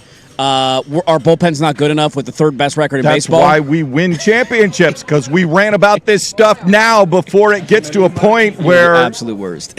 But I would be the same if I were 6 to games choose. under 500. The Mariners are 56 and 64. Oh, my God. What happened, Seattle? They can't hit. Yeah, you think? They haven't been able to hit in 20 years. Well, at least Cal's not, shirking responsibility. Since Ken Griffey Jr. got traded to Cincinnati, the Mariners haven't been able to hit. It's been who they've been my entire life, other than the late 90s. That's rough. Astros in first place. I will be rooting, though. I think I'm a local root guy. Like, I want to see whether you go to Oregon State, I don't really care about that. Like, he's from here. Him going on the Red Sox making the playoffs. Football games visit Sherwood. If he goes on a heater in the playoffs, that's going to be awesome, man. And he I didn't have a chance in I hope Baltimore, it works out. I'm pulling for him, man. That was great to see him get his first hit. Let's get to I meant to get to this in the first hour. We'll get to some college football stuff here in a second. 2 other bits. These both made me laugh out loud. Michigan fans are losing their minds right now. I know. So they had this winning streak against Ohio State. They get to point at them and laugh, ha, ha, ha, ha, ha. And then they had the sign-stealing stuff, and Jim Harbaugh bounces. And then their next coach, by God, ends up being one of the worst human beings it seems like we've had in college football in a while. And now you seemingly are like, all right, we got a stable leader in place. Everything's going to be great. Get a load of these. So I mentioned the Kyle Whittingham stuff from Big Ten Media Day. He was asked if he hates Ohio State. He said, no, I don't hate Ohio State. Strong word. And everybody's like, yeah, man, that's how this rivalry works. You got to hate him. He was then asked for a follow-up yesterday on his hatred of Ohio State. Yeah, Kyle, you commented a little bit on Ohio State and the rivalry in Chicago, and so those comments took on a life of their own afterwards. We have a better chance to win if I hated them. I don't understand. Whatever gives us the best chance to win, I'm all for. Want to beat them worse than anybody, around, and so I don't know how that got to be such a hot topic. Anyway, I cut you off. What was your question? No problem. Historically, there have been periods dedicated to beating Ohio State. I was wondering if you believe, if you had something like that for the Holy War, if you still believe in that sort of thing. Sure. Yeah. There's periods where in practice segments or things in the weight room that that's talked about. We've got the countdown clocks. I'm not trying to downplay that at all. It's a huge game, gigantic, and it's something that we all have in the back of our mind 24/7. And so I don't know. I probably should have worded it differently, but that game is of the utmost importance. Was that surprising to you? How the reaction from? No, people. It's not surprising. I guess I set myself up for it in a lot of ways, but just don't confuse that with the desire, a lack of desire to win the game. I mean, we obviously understand that is the game. So air quotes. pounds, 84 pounds. Everything he's arguing is completely valid. Like it's like him hating them more is not going to help them win the game. No, it's just semantics, and you're talking about a guy who faith is a giant part. Yes. The word hate means something different to Yes, him it does. Yes, it does. than the average fan. I also just love the thought of like him level-headed. I'm too old for this crap. Like Exactly. we're going to come be. You're going from the controversy being your head coach was stalking somebody in the facility. Yes. And threatened to kill himself. Like that was Kid himself over let's impregnating a staff member. where we came from to where we are now. We've made a lot you of don't progress. hate our opponent enough. And now we're yelling about Kyle Whittingham not hating Ohio State enough. It makes sense. I just love I'm too old for this, man. What are we doing? Go win games. But mark my words. I actually thought I didn't get to talk about the Hall of Fame game. I almost wanted to save my notes from the Hall of Fame game because that game was fantastic. For a Hall of Fame game, you couldn't ask. Now, it was phenomenal, right? Now, the first quarter, I was a little concerned. It's gonna be, and then I went and ran errands, and then I came back. Haynes King's out here dealing. All right, let's go. Yeah, Bryce Young needs to watch out. One of the other things that was a takeaway was I thought Tomlin was really good in his TV debut. I think that's going to be a good addition. He was great. And he pointed out on the Vrabel Rossini thing for the Pats, this is a story if you don't have a good year. Like, if you come out and go 6-0, the Rossini thing is dead in the water. The Right. Pats are, all right, here we go, smooth They come sailing. out, go 2-4. You start 2-4, everybody is that's the only thing we're going to focus on, and that is 100% valid here. If you come out and you go 10-2 this year, and you're competitive against Ohio Or State. you come out and Bryce Underwood can't throw it from you to me. Yeah, this guy's not right. He doesn't get it. He's not in our culture. He doesn't hate Ohio State. All right. I'm not going to play the Underwood thing. We can save that for later. But Well, he we had can a carry quote. the cafe over. We can carry it over a little bit. I want to get into some college football stuff as well. The cafe went a little long today, but that's how it goes when you start ranting. But we got some more audio to get to, some more college football stuff to get to, and some NFL notes around the corner on 105.1 FM The Fan. I'm here.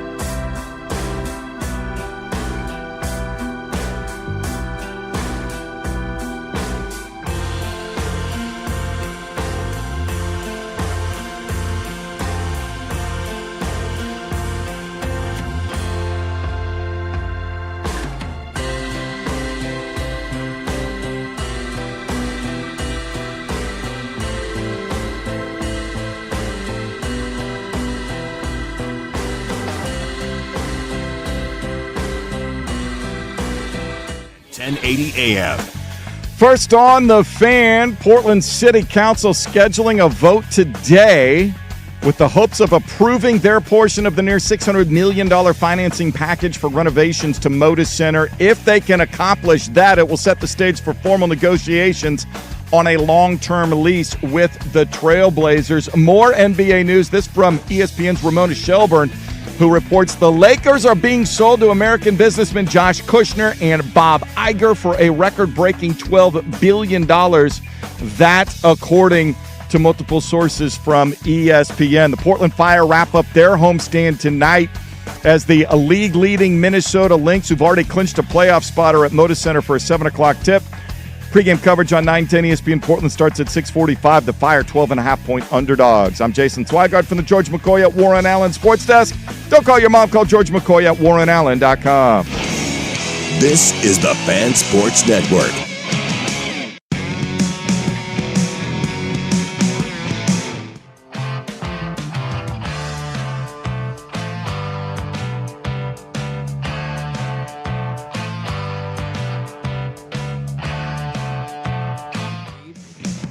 Did you guys talk about, while I was out, the new Purdue athletic director?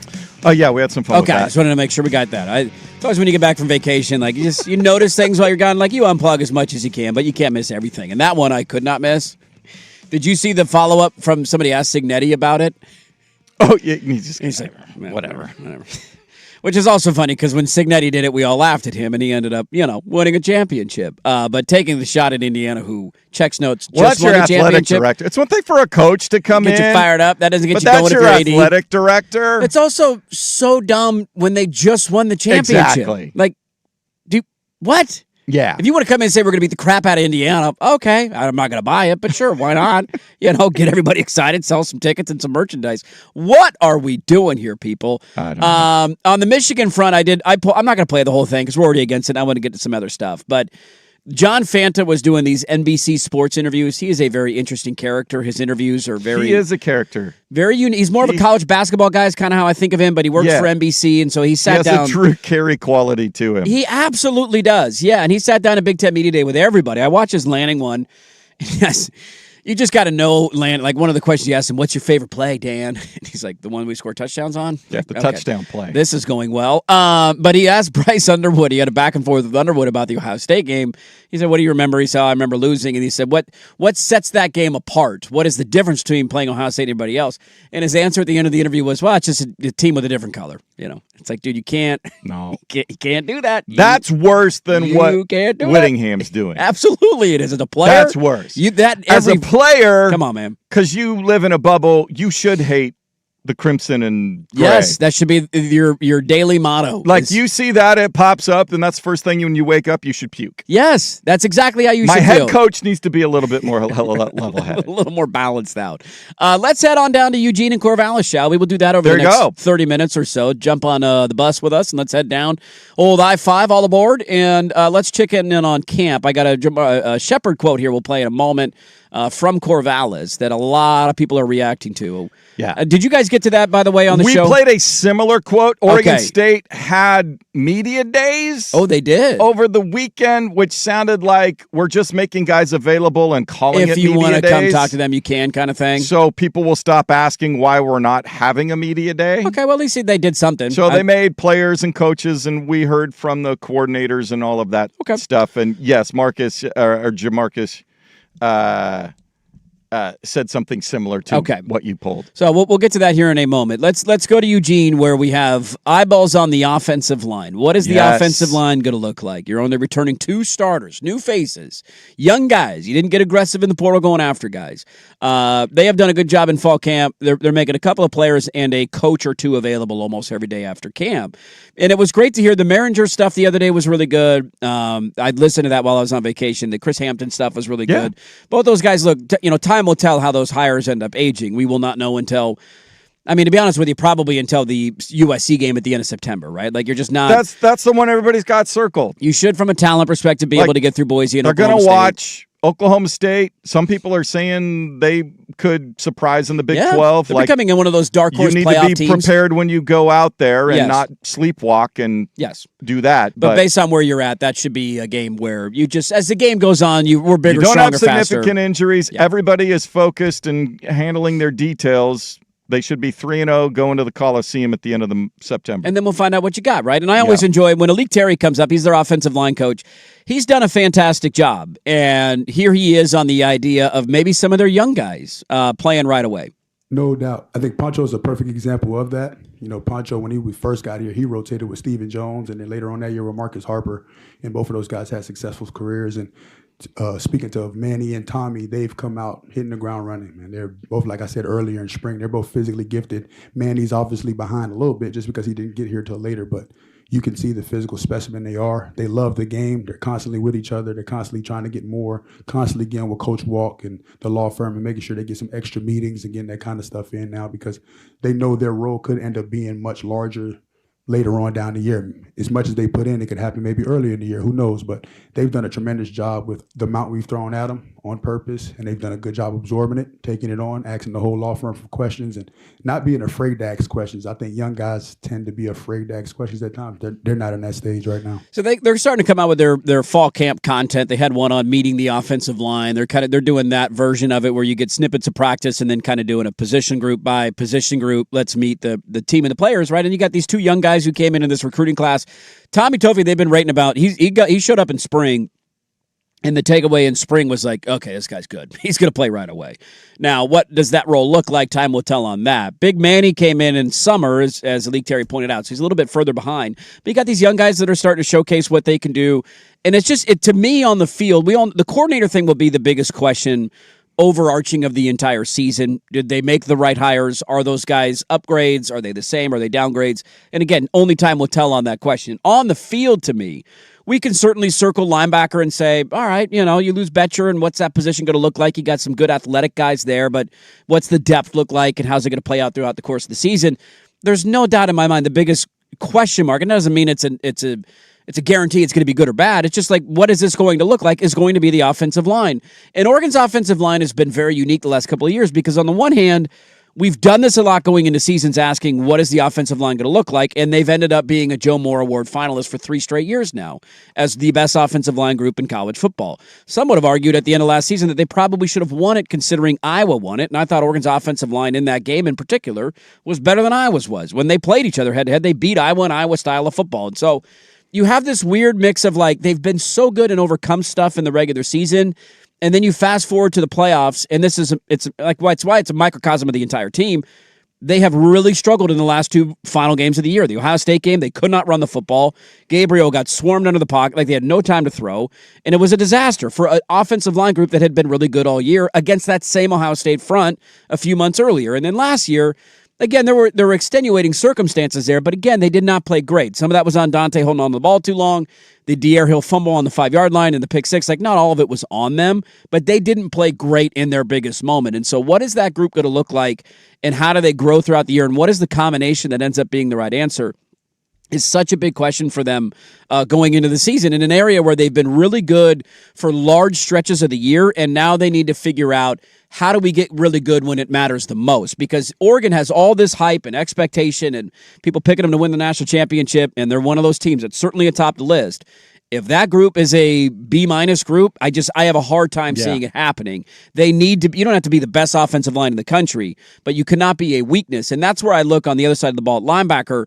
They can have an issue or two at linebacker or maybe not be perfect, but I think they have enough around it to the defensive line is going to be so good. If the defensive line cuts down your time to 2.5 or fewer seconds your for life's the opposing easier, quarterback, right? Yes. And you've got a blanket for one of your cornerbacks, right? And your safeties can read things. Yeah, your life's linebackers easier. Just need to be in the right spot. Just don't be terrible, and you'll be okay. Yeah. Like you can be a B- group at linebacker and win the national championship because you're good enough around them. All you have to do is offensive a linebacker, line, you just can't do be that. in the right spot, and when the ball comes to your area, tackle the guy. Yes, and if you could do that, if then you can do those two things, you'll be okay. Then you don't have to be special. So I know that they're very confident. They're very optimistic internally about what that group is going to look like, and they're gonna interchange guys. They're early in the season, right? This goes back to the Portland State point, right? Like you get them in week 3. That's I believe the last game before USC. Yes. And so that's like, let's work on different, like you're going to go through that in the first couple of weeks of the season. You'll have some time to kind of iron out exactly what that will look like. But it was great to hear from Malik Terry. He's done such a good job. It's just the question of can they go from being that good regular season group who can kind of hold it together, and they ended up having a really good year last year despite the questions coming into the season. And then they weren't great when they needed them to be great. And that is a collective effort, no doubt about it. But we'll see if Oregon's offensive line can get there this year. I got a little bit more Oregon stuff to play on the other side. Also, Jamarcus Shepard with a plea to the fan base, which I know a lot of people are reacting to. So we'll talk about it. We'll play it a little bit more on the fall camp check-in with Oregon and Oregon State. That's next. 105.1 FM, The Fan.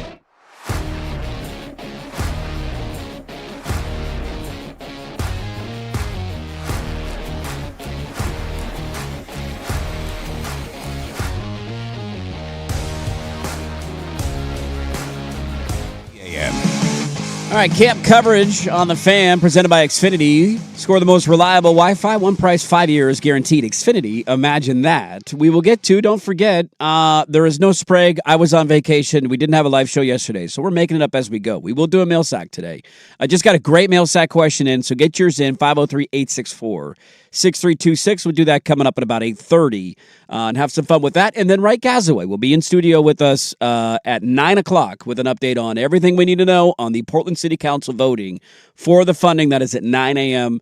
This morning. So if you're curious on that, we will talk about it. We'll get to it, a lot of it in the final hour. And Wright will help us kind of get through everything that's transpired in the last week or two and what we need to look for today and where the two sides are at. So that is all coming up here as we're about the halfway point of the show. Sticking in camp, it's funny, I'm watching the Big Ten Network. They were down in Eugene yesterday. Kenyon Barner was down there. They're doing this coverage. They're just talking about wide receivers, and it's perfect synergy because I want to do that as well. We didn't play this out of media day. It kind of went under the radar. Evan Stewart has been the guy that has stolen a lot of the attention and headlines early in press conferences and interviews because Dan Lanning has mentioned how good of an offseason he's had. And him calling out an individual player is very rare for him. It does not happen very often. So that's why a lot of people's ears perked up when he kept saying Evan Stewart. Like, oh, okay. Well, if he never does this and he's doing it for Stewart, that must mean he must be looking really good in camp and had a really good offseason. Oregon signed the number one wide receiver out of high school 2 years ago, Decoria Moore. He was a freshman. He had some burst moments in his first year, some awesome highlights, looked like he was going to take off, and then an injury kind of derailed his season, and it didn't end up being the same. Here's what Decoria Moore said at Media Day. What did you feel like you needed to improve upon at the end of last season? And do you feel like with spring ball and summer workouts and now heading to fall camp, do you feel like you're on path to be a better wide receiver, obviously, into the second season? So the most, you'll probably hear it a lot, but the best ability is availability. And I wasn't very available last year towards the middle of the season. Of course, I got hurt, and I was out for a couple of games. So the one thing, like I said, I took away from last year was just staying in the treatment room a lot because it came back to bite me last year. So just trying to make sure I stay good on my health and stuff like that. I think I'm going to be probably one of the best receivers in the nation next year. What makes you think that? Just knowing what I trained for. What did you train for? To be the best. Yeah, to be the best. I train like that, and I put it in my mind. So I'm really praying that that's the outcome that I get. What's training to be the best look like? When you train, it's certain people. You'll see certain training that they'll be able to breathe and talk. While they training it. If you training, you shouldn't be able to breathe and talk. So that's what I push myself for. I mean, talk about lofty expectations, right? You want to be the best wide receiver in the sport. I love the thought process. That's definitely a headline that I know it kind of made the rounds on the social media, college football platforms when a wide receiver says something like that. But it was unique for me because I wanted to talk about them at wide receiver. Here is Lanning yesterday on Decoria Moore going into year two. Yeah, just mastery of the offense, right? Just as far as knowing what route I'm running, how I'm running it, what that looks like. I think his push is a little bit higher, like the level of intensity he's able to bring drill to drill. I think is able to, has been able to step up. So, and excited to continue to see what things he's able to do in the future. Obviously, he's a dynamic player. We knew that last year, but consistent play, right, comes with knowing the ins and outs of the offense, being able to make checks to the line, and that stuff showing up for him. And it's interesting to talk about him because he got off to such a great start last year. There was that moment. There was the Oklahoma State game. He had the long touchdown early in the game. The Penn State game, I remember him having some big catches in the Penn State game, and you're like, all right, 7 catches, 89 yards against Penn State. The Oklahoma State game, he had the 69 yards, a rushing touchdown and a receiving touchdown. And then then the injury happened, and they had the Wisconsin game where they couldn't really throw the football, and they didn't really play, miss a chunk of the season in there. And so when I look at Oregon this year and think about them reaching the level of expectation that everybody has on them for the year, wide receiver is not necessarily a question mark in terms of talent. This is the best wide receiver room Oregon has ever had, and I don't even think that's up for debate. They're 4 guys collectively, and then that's not even counting all the other young guys that they might get impact years from. It's the best core group of wide receivers that has ever existed in Eugene, Oregon. I think the question that I do have about them, though, is that do they have 1 or 2 guys, the 2 that we're talking about the most, and Evan Stewart and Decoria Moore, who become bona fide number 1 type wide receivers, who are in conversations at the end of the year, not both of them, or at least one of them, to be like, hey, are you a Biletnikoff finalist? Are you a guy who is viewed as a first-team All-American? When I look at Ohio State, I know who they have on the outside. When I look at Miami and having a chance to win, I know what Tony is capable of, and he is one of the best wide receivers in the sport. Texas has gotten aggressive going out and getting these guys. They're certainly raving about the way Stewart looks. Decoria Moore showed flashes of it before getting hurt last year. What does that growth look like, and how good can they be? The floor of Oregon's wide receiver room is higher than it's ever been. The question that remains is, what is the ceiling? Do they all come out and just kind of meet expectations and have good years but not truly elite years? Do they spread the ball around so much that the numbers don't quite pile up with one player that the way they would at another program? Or do they get one or two guys who truly come out and can dominate and take over a football game? Like, Oregon's never really had wide receivers like that, and they have a chance to have that this year. And so I was interested to hear what Lanning had to say about Decoria Moore. He talked about him yesterday because he says he's training to be one of the best wide receivers in the entire sport. As a fan, I love the mentality. People can make fun of it all they want. He had 497 yards, I think, on the season last year, but he was the number one wide receiver coming out of high school, and so that's been his mindset the entire time. And hopefully he's in for a very good year this year. Let's go north up I-5 and head to Corvallis. This came from Tyree Smith of Coin. He went down there and did a sit-down interview. Swag, you mentioned that some of this similar sentiment was said at their we had a day. similar one at the formal media day where he addressed everybody and was talking about, the different aspects of evaluating the program in the first year. And this was point number 3. And so this created some fan reaction online, and I'll play it. I'm kind of curious why that would be. But here is Jamarcus Shepard, new Oregon State head coach, talking to Tyree Smith of Coin about what they're going to need from their fans this year. I need our fans to get behind this football team. I'm letting you know, just so you know. Guys, there's going to be some adversity this year. I'm letting you know. Now I need you guys to help us get through that adversity. We got to do it together. And that, to me, is what I've seen from Oregon State University. That's what I've seen from Corvallis, okay? And I'm looking forward to them stepping up to the plate again. I saw it last year. These guys didn't have that great of a season last year. And the fans still showed up. And so I want to thank you in advance. And this has led to fans that maybe when you guys talked about it on Monday, it had the same reaction from people of like, what is he saying? We're going to suck? Is this a red flag? To me, it's just him being incredibly honest.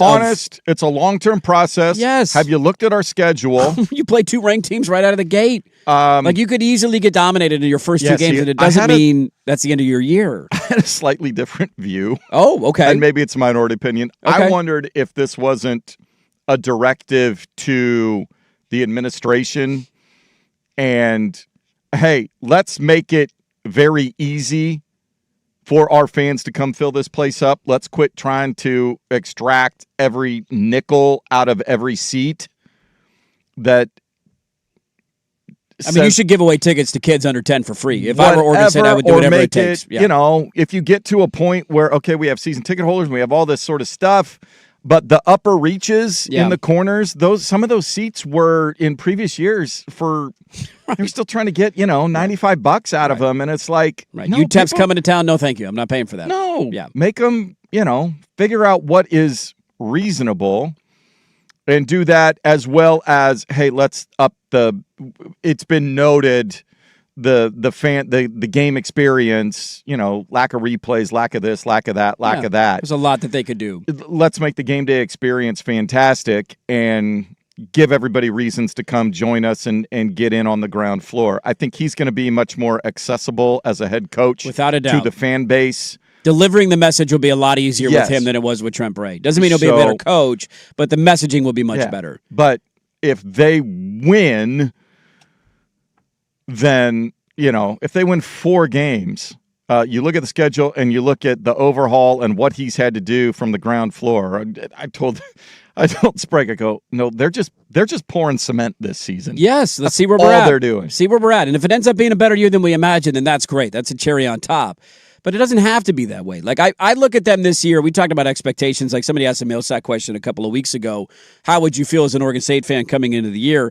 And this is setting aside everything else that's happened over the last couple of seasons in terms of conference realignment, right? Like, it's 2 different conversations that connect, obviously. But if I'm just focusing on this year's football team as a fan, I just want to see competence. I don't know what the win-loss number in my head would be. And they have a brutal start to the schedule. And that was like, when I saw this quote, that to me reeked of, Houston, I believe, showed up in the preseason coaches poll. Coaches polls, preseason polls don't matter that much. They won 10 games last year. We've had some people 10-win team, right? saying that don't watch out. If the Big 12 sleeps on them, look out. They Houston could spoil win the party. They could be a playoff team this year. You got to go on the road and play Houston in your first game. You're a 20-point underdog in that game. Then you come home and play Texas Tech, who's got one of the most expensive rosters in the sport. Yes, and they're going to be all cranky and butthurt. Yes, like Joey McGuire's going on this rant of like, we're the villain of college football, which I would do the same if I were them. Why not lean into it at this point? We can all hate them as much as we want, but I get what they're doing internally. So they're going to be us against the world. Like, you could get smoked in your first 2 games because you have a new head coach who doesn't really know what he's doing. It's going to take him a while to figure it out. All these new pieces on your roster. And to me, that was a message of like, look, after that, guys, it gets manageable. There's no other game on their schedule other than, and maybe they pull a shocker in the first 2 weeks. But maybe Boise at the end of the year, because it definitely on the road will be tough. Outside of that, every other game is a competitive game for you. Now, how many do they win? I don't know. Can you execute a long snap this year? Can we punt? Can we kick a field goal? Like, those are the things that I look for in terms of competency in order to make me feel better about the direction that you're going. But I didn't have any issue. I'm also not a fan. So, if you did, I'm curious why that was. 503-864-6326. To me, it was just like, hey, guys, we got 2 tough games. Let's get through those. Try and settle in after that and see where we go from there. And as long as they look competent and can do the little things well, I think I would feel okay at least about the coaching situation as a fan. We'll have some more football stuff to get to later on in the show, in college, that is. We'll go next hour, though, to the NFL. We got a new starting quarterback. One guy was benched. Injury news from one team, an update from Hard Knocks. All of that coming in the next hour, and then right Gazaway at 9 o'clock. Back after this on 105.1 FM The Fan. It's time for Who's Stinking It Up? Woo! Do not go in there. A sports lowlight, ripped from the headlines. We couldn't do diddly poo. Brought to you by Three Mountains Home Services. Schedule your appointment online at threemountainshomservices.com. Swung on a miss. Fastball upstairs. Down goes Cal. And that is it for the Mariners tonight. Frustrating night as the Mariners lose 4-1. The Yankees take game 1 of this 3-game series. Things are not going great right now. We have mail sack questions coming in on the Mariners and what they should do from here. I mean, from last year to be a game away from going to your first ever World Series to this. Now, there's time. You got a month and a half. The division is wide open. I think they're cooked. You ain't feeling good right now. That's for damn sure. That's been ugly, and it's only getting uglier. Who's stinking it up? The Mariners. Is that slow drain bothering you? They'll clear your Three Mountains Home Services will clear your stubborn drain with accessible clean out for only $59. That's right, just $59. Schedule online. ThreeMountainHomeServices.com. They make home services delightful. Hey everybody, Sprague here. Is that slow drain starting to bother you? Call Three Mountains Home Services today, and they'll clear your stubborn drain with an accessible cleanout for only $59. That's right, just $59. They'll fix those pesky drain clogs for you so your drains run smoothly again. Plus, while they're there, they can provide a free estimate for a mainline replacement. Call Three Mountains today or schedule online at ThreeMountainSHomeServices.com. Three Mountains Home Services make home services delightful. Tell them Sprague sent you. CCB number 169499. The Firm of Harris and Meringue, now weekdays 10 to 1. I got probably 15 minutes alone with Micah, but I came away really impressed. Like, I've talked to him here or there over the years, but getting to actually talk to him about the process and his thoughts on like what they need to do and how they're going to go about it, I came away really impressed. Not just as a coach, but as a dude. Like, I really like him. The Firm of Harris and Meringue, weekdays from 10 to 1 on the Fan Sports Network. Oh, hey, Sarah. Did you hear my daughter Katie got Camper of the Week? That's a big deal. We got a big deal, too. Right, Mom? Honey, shh. What's that? Okay, that Hyundai Santa Fe, I only paid. Nice. Deal's so right, it almost feels wrong. The Hyundai Getaway Sales Event. Get 0% APR for 60 months, plus 0 payments for 90 days, or 1.9% APR for 72 months on the Hyundai Tucson, Tucson Plug-in Hybrid, Santa Fe, or Santa Fe Hybrid during the Hyundai Getaway Sales Event. Offers end September 8th. Call 562-314-4603 for details. DQ presents the Blizzard Double Flip Deal. For a limited time, when you buy one Blizzard treat, you get a second for just 99 cents. That's 2 Blizzards, 2 spoons, 2 flavors, and 2 flips. So don't miss out on the Blizzard Double Flip Deal, available only for a limited time and happening now at DQ. Because the only thing better than a Blizzard treat is a second Blizzard treat for just 99 cents. It's a deal to flip for. The Blizzard Double Flip Deal. Get it in the app. Participation may vary. And Doug. Limu and I created a trick to help you remember that you can customize your car insurance and save with Liberty Mutual. You see, the shirts Limu and I wear are yellow, and yellow is the color of lemons, and lemons grow on trees, and trees provide oxygen, and oxygen helps us breathe, and breathing is how you live, and you can live more life when you save money by customizing your car insurance. I agree, Limu. It's really quite simple. Only pay for what you need at LibertyMutual.com. Liberty, liberty, liberty, liberty. Your ambition just met its match with Robinhood. You push yourself in everything you do, scanning headlines for insights, keeping an eye on the market. Robinhood puts you in control of your money, all on one platform. You expect more from yourself. Expect more from your money.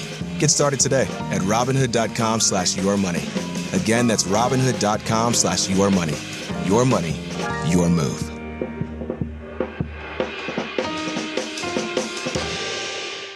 My name is Whitney Allen, and I'm a widow. My husband, Ryan, died. We never thought we'd ever have to use life insurance, but the unexpected happened. With Ethos, signing up was fast and 100% online. You can get a quote in seconds, apply in minutes, and get same-day coverage. No medical exams, and you can get up to $3 million worth of coverage. I'm grateful we were prepared. Get your free quote at ethos.com/play. That's ethos.com/play. Paid spokesperson. Time spent on application may vary. Online health questions required. Your home for Dirt and Sprague. KRSK Portland. KRSK FM HD1, Malala, Oregon. And Odyssey Sports Station. Now, from the George McCoy and Warren Allen Sports Desk, a Sports Center update on the Fan Sports Network, 105.1 FM and 1080 AM. First on the Fan.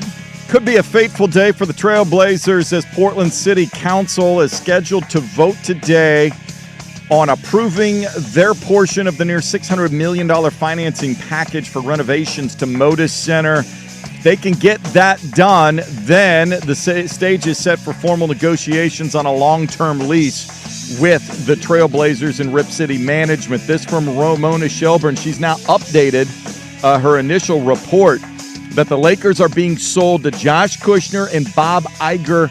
The price tag now $12.5 billion. Now, Kushner and Iger were involved in a group that was trying to get in on the expansion Las Vegas team, and they pivoted at the last minute, which seems to indicate maybe Vegas has an ownership group that the NBA likes. Portland Fire wrap up their homestand with a visit from the league-leading Minnesota Lynx tonight, 7 o'clock tip at Moda Center. Pre-game coverage, 9:10 ESPN. Portland begins at 6:45. The Fire 12.5-point underdogs. I'm Jason Swigard from the George McCoy at Warren Allen Sports Desk. Don't call your mom. Call George McCoy at warrenallen.com. This is the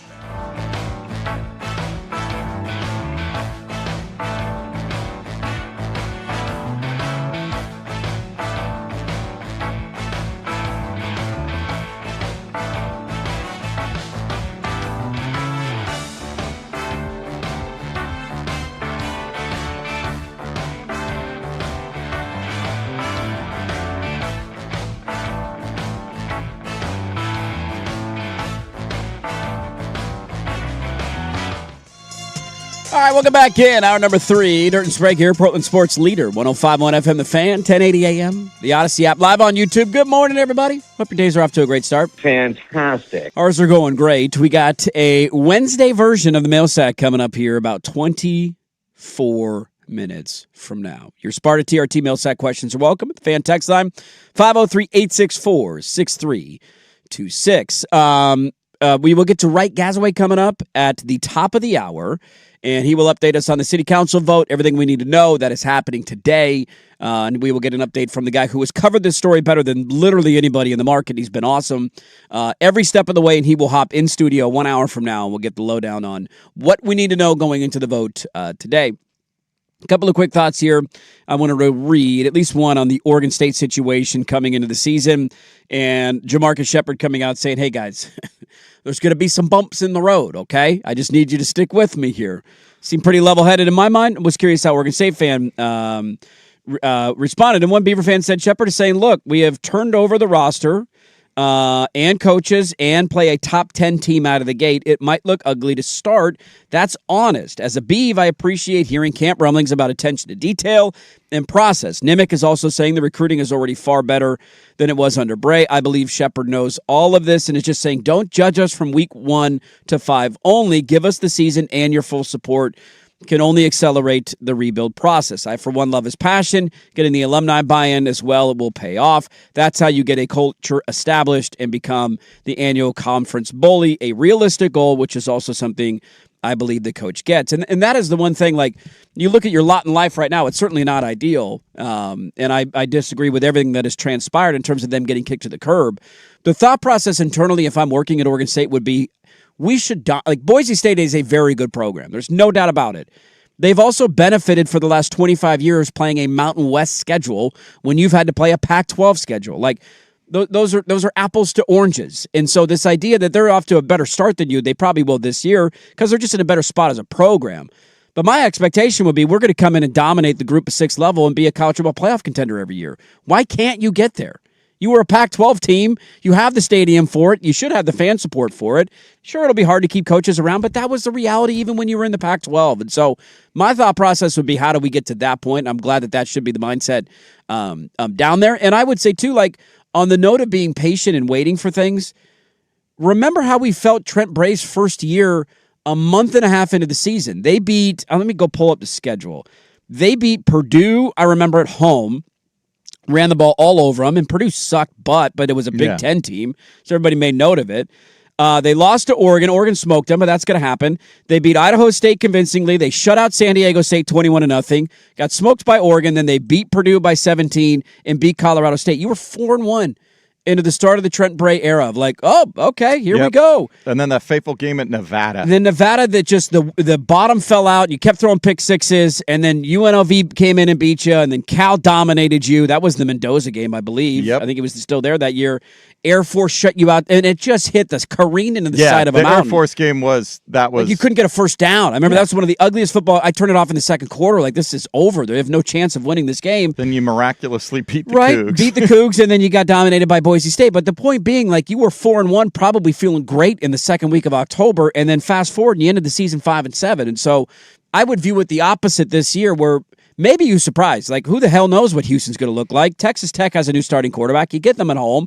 I'd imagine the crowd support for that Tech game is going to be really solid. Maybe you come out with a good effort. You're competitive in both of those games, but it also doesn't have to derail your season or make you have a judgment about where the season is going to go. Because, again, outside of Boise State, what else is on that schedule?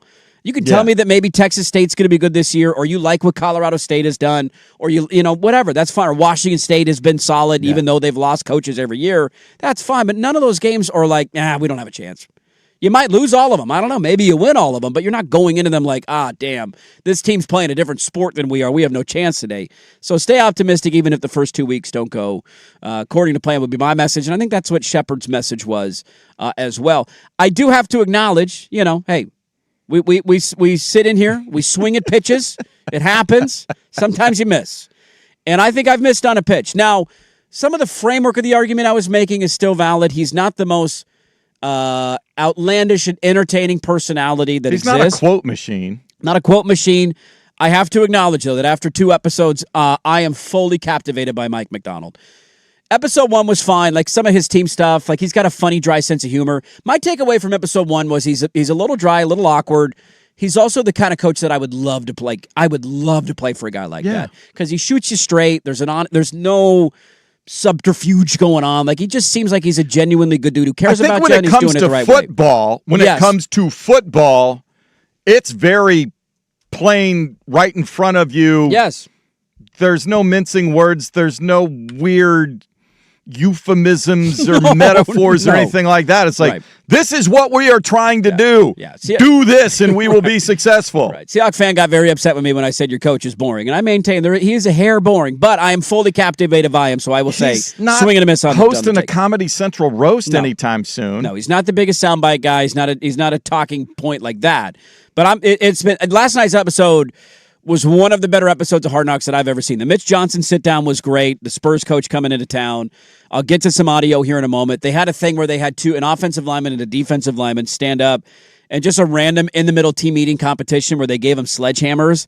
And it was first one to have your elbows bend loses. So it was the offensive side cheering the deep. And it was just one of those, like, such a good idea, and everybody in the room is going crazy. Yeah. It was a great episode, man. The Terry and Arnold stuff going on in real time was wild because I had totally spaced that they were working him out while I was on vacation. I come back and I'm like, that's right. And he's talking to Jalen Milroe came in and was giving him thoughts on I played with him at Alabama. Here's how he was. It was a great episode of Hard Knocks. This was, though, One of those moments you're like, God, this is great television. Derek Hall has become one of the talking points of Hard Knocks because he got a new contract in the offseason. He shows up to day one in training camp, and his truck is 97 feet lifted in the air.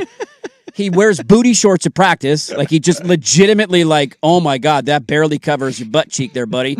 And then he got into a fight. In episode 1, he got into a fight, and the fullback told him, you've changed with your contract, which is like, that's a bit of a personal dig. And so he has become kind of one of these like stars of the show. He's a big personality guy, very loud and outlandish. And Mike McDonald, head coach of Seattle, not happy with one of his linebackers. Derek, what are you doing? What are you doing? Why are you bull rushing right now near the quarterback? I'm not trying to hump. I can't see behind You can't be trying to hump right now. This isn't the time for it. That needs to be a drop. Damn it, Derek. That away, good timing. That away, Hey, Sam. stay away from the quarterback. How when I read clearly pass? Get him out. Get him out. Get him What out. do you want me to do? Get him out. Get him out. Let's go. Get him out. Damn, oh my gosh. What the Hey, you can complain all you want. You can complain all the you want. You're too close. That's twice. It's not smart. So you can all you want. But it turns out I'm running the practice. God, it was so good, dude. It was fantastic. What are you trying to hump right now? Or I'm trying to hump, but that needs to be a drop. That's, just well done all around. Everybody if gets there's a hump one on. thing you don't do in training camp, You don't get near the quarterback. You don't breathe on your starting quarterback. Like, that would just drive me nuts. I missed the. Did you guys talk about the Vegas fight? Kirk Cousins and Crosby getting into it. Yeah, yeah. I don't know if that stemmed from the same thing. I don't know if we got a report on it. We know Max is crazy. Yes, and in practice he's always crazy. Kirk Cousins getting into a fight. Max Crosby is notorious for not understanding the difference between practice and a game. Yes, he runs at 100 miles per hour at all times. I will kind of go that's what he's doing. Yes. If you don't want him doing that, then don't have him practice those drills. Right. It was a great back and forth. I love that. It was the humping and anyways, if you haven't watched it, if it's porn if you're a Seahawks fan, right? Because you won the Super Bowl and everything's great. That gives everybody confidence that you at some point your head coach needs to be a head coach. I don't give a rip about your new contract. I don't care. Get the hell out of here. Not afraid to be the head coach. Yeah, get the hell out of here. Great stuff last night on Hard Knocks. Swing and a miss on me. He's not the most entertaining guy, but I am captivated by him, and it was a great episode last night. We've always known he's an elite head coach. Like, that was never a debate, even when he took over, especially on the defensive side of the ball. But it's been fun 2 weeks in watching Hard Knocks. We get more preseason games, by the way, tomorrow night. We'll dive into that in a little bit. 5 or 6 to get you going. I'm going to be glued to it. I can't wait. Did you see the number? I think it was 9 million people watched the Hall of Fame game. I did not see the number, but there was nothing else going on. It doesn't matter if anything else is going on, Swag. Can you acknowledge that? No, I know. It doesn't matter. But you're surprised. What else could have been going on this time of year that would get those fans to watch instead of the Hall of Fame game? No, I know. Nothing. But usually what happens is that you watch at the start and then it tails off because the game just stinks. Yeah. And in a rarity, I kept it on the whole time. I eventually, I had to go up and see my dad. And so towards the end of the first quarter when it was punts, and I thought it was an Iowa scrimmage, it's like, 6-3 final. Now seems like the good time to go up. And then I come back and it's like 27-24. What up? What the hell's going on? Everybody's getting points out here. Yeah. The other bit of NFL news from yesterday that was notable. Your boy Niner. We got to pour one out for Niner, guys. I will remember you. He's lost his job in Minnesota. Look, he's a young player with a whole bunch of outstanding things in his future. Big shovel. I genuinely believe that JJ's gonna work as hard as ever, just because sure you do. The immediate temporary result wasn't exactly what he's wanted. I know he's going to be ready to go. I know he's going to continue to improve, and the long-term mindset of him as a Minnesota Viking and all the things that he's brought here is still absolutely part of the long-term vision for sure. And I'm excited to see him go do that and get to do it with him. Let me quickly. So he's still a part of your long-term plans. Is that true? Okay. Let me just quickly do a search. Kyler Murray. Yes, he is 29 years old. Got it. Okay. How long's Kyler's deal? I think he's on a 1-year deal. Oh, okay. And he also added, by the way, in the contract that he can't be tagged. Yeah. He has a no-tag designation. Exactly. So if he has a good year, Minnesota will not let another quarterback walk after having Sam Darnold walk in free agency. Daniel Jones was in their building. One just won the Super Bowl. The other one had the Colts relevant for the first 2 months of the year. If Kyler Murray has a good year, he's getting a contract extension, which, O'Connell, I apologize to tell you, that is the end of J.J. McCarthy in Minnesota. He's done. Will they be able to even get a 7th-round draft pick for McCarthy if you want to trade him? No. What did Lance go for? A 5th? And that was a horrible trade for Dallas. Yeah. I mean, whatever. You want to take a roll of the dice on a top 10 pick, fine. That was 5th-round pick, whatever. But that's what he will not go for more than that. No. Do you have to? I never know. I mean, on a rookie first, because he was a first-round pick. Yes, so he his was. Deals. 4 years fully guaranteed. Yeah. So he's going into year 3. So next year's the last year of his guarantee. Nobody's picking up his 5th-year option. So next year's the last year of his guarantee. So this deal. is year 3. If you're a first-round pick, you got 4 plus the team option at the end of it. Well, no, they're not picking up the team option. God, no. And whoever he gets traded to next year, which he will, mark my words, he will get traded. You'll see is some bad team will take a roll of the dice on him, see if he plays, and then they're not going to pick up his option either. This is interesting on a couple of different levels. The Minnesota Vikings were above 500 last year. They were 9-8. The entire NFC North was above 500 last year. They've got everything else that you Do you would know want. what their quarterback stats combined were for all their guys? They were above 500 last year in the National Football League. In the National Football League. They played technically 3 different quarterbacks during the season. J.J. McCarthy, Carson Wentz, and Max Crosby. Percentage was what, 57%? 61%. Oh, that's better than I thought. Yep. What did you average per game? 230 yards? 188. Passing? Oh, my God. 18 touchdowns, 21 interceptions. Oof. And they were 9-8. They were a play or two away from being a playoff team last year with 18 touchdowns combined in 20. And by the way, one of those touchdown passes came from a running back on a trick play. So from a quarterback standpoint, 16 tuds in 21 picks. I mean, it's just horrible quarterback play. So the trick for Kyler, if Kyler's just Kyler. Can I tell you something? And he doesn't. Yeah. He avoids when he's scrambling, just heaving it up. Yes. If he avoids those picks where it's 3rd down and 7 and he's scrambling for his life and he just heaves it up. If O'Connell can get him to just eliminate that from his repertoire, and he'll average 260, 275 yards passing. Yeah. I'm a buyer. I'm buying Minnesota Vikings stock. Other than the fact that division there's no tough. Bad team in that division. There's no gimme there, no doubt about it. As of now, right? Injuries can happen, things can change. But there's no bad team on paper in that division. There's no Cardinals in that division. Where did Kyler Murray play? That's just where, we've seen this so many times now where you never say never with guys. And I'll do that. To be fair to J.J. McCarthy, we'll do that with him. Never say never. We'll wait and see. Maybe he ends up turning his career around. I just worry of all the psychological crap that O'Connell has to do. Well, it's also different of so Kyler Murray. Rather than him coming out and go, he's not ready. We've told him what he needs to do to be able to play, and he's not getting it, and I don't know what else to do. Benjamin Solak had a camp report on them. This was, I think, last week, looking at the quarterback position, and he basically said J.J. McCarthy was operating like he was wrapped in duct tape. Every throw in practice was a check down. He was afraid to turn it over. He wasn't cutting the ball loose. It's that's not how you win a job, man. You're 3 of a system. You should have a massive leg up on Kyler Murray, and he's just throwing checkdowns all over practice. That's just, we know that he doesn't necessarily have it. The difference between him and some of the other guys, even use Sam Darnold as an example of this. He just won a Super Bowl. He played for the Jets. Yeah. The Jets. Kyler Murray has been the starting quarterback of the Arizona Cardinals. I'm 37 years old. The Arizona Cardinals have been ass for 35 of my 37 years on this planet. 2 years with Kurt Warner. Minus 2 years. They've been terrible. My entire life, they're the Arizona Cardinals. Yeah. You play for, this is one of the best offensive minds. You have the best wide receiver, arguably, in the NFL. An incredible fan. You are put in a position to win. 4 tight ends on that roster. And you can't do it. So these are not the same to say, well, he struggled, now he'll find his footing. Yeah, dude, if you get drafted by the Browns and you're bad for 3 years, I'll give you some leeway. Maybe you'll figure it out. And you have the quarterback the same as Trey Lance. Head coach. If you go to San Francisco with a brilliant offensive mind and weapons all over the place and you suck butt, you're going to suck butt everywhere you go. If you can't do it. Because then on the other hand, we say, well, quarterbacks are only good because they're in that system. Clearly not all of them. Nope. Because Trey Lance sucks. So I will tell you, your hot take for my first show back, I think the Minnesota Vikings are going to win the NFC North. I think that talent on that roster just needed a quarterback with a pulse and a heart. They were competitive in a lot of games last year that they lost because Niner couldn't stop throwing picks.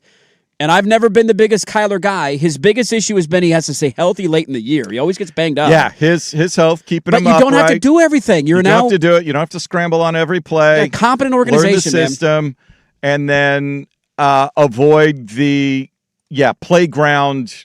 Yes. Run around for throw it out of bounds. Just don't be punt. stupid. It's okay to punt because you have a really good defense. Yes, don't be stupid. Yeah. That's all you got to do. NFC North champs. I'm buying it, dude. I'm buying it. I also, one last note on this, and then we'll go to our Wednesday version of the mail sack. We all have our biases, no matter what level of journalist you are or proclaim to be. Has anybody seen the public meltdown that Adam Schefter has had over this? Because his Michigan man, J.J. McCarthy, got benched? No. The wording of tweets is hilarious, and it can tell you a lot about how a person really feels. So he breaks the news, I believe, yesterday that Murray's been named the starter in Minnesota. Oh, look at that. Okay, nobody's surprised. I've told Sprague for weeks, this is not a quarterback competition. We all know who the starting quarterback in Minnesota is. It was more just how long was it going to take Kyler to figure out the system? Or the team just deciding that we want to announce it and get it out of the way. And I give O'Connell credit there. You're going into week 1 of your preseason game. This is a ruse. Nobody believes this is a competition. Just name your starter and get it over with. So he announces that Murray's the starter, and then he adds a follow-up tweet to it, which is why it's hilarious. And it basically reads, where did it go? J.J. McCarthy missed his entire rookie season due to injury and started just 10 games last year, with Minnesota winning 6 of them. Now the only 23-year-old will be forced to be a backup. Quick trivia question. Where did Adam Schefter go to college? Yeah, he's a Michigan man. Got it. Okay, Very J.J. proud McCarthy. to be a Michigan man. Got it. Okay, just making sure my boxes are checked there. We all have eyeballs at him. We know that he sucks. Farewell to the Niner. We will miss you. Great run. The mail sack on a Wednesday. Get your questions in 503-864-6326. We got some good ones in. Fill up the sack. Right, Gazaway coming up top of the hour. Mail sack on a Wednesday next on The Fan.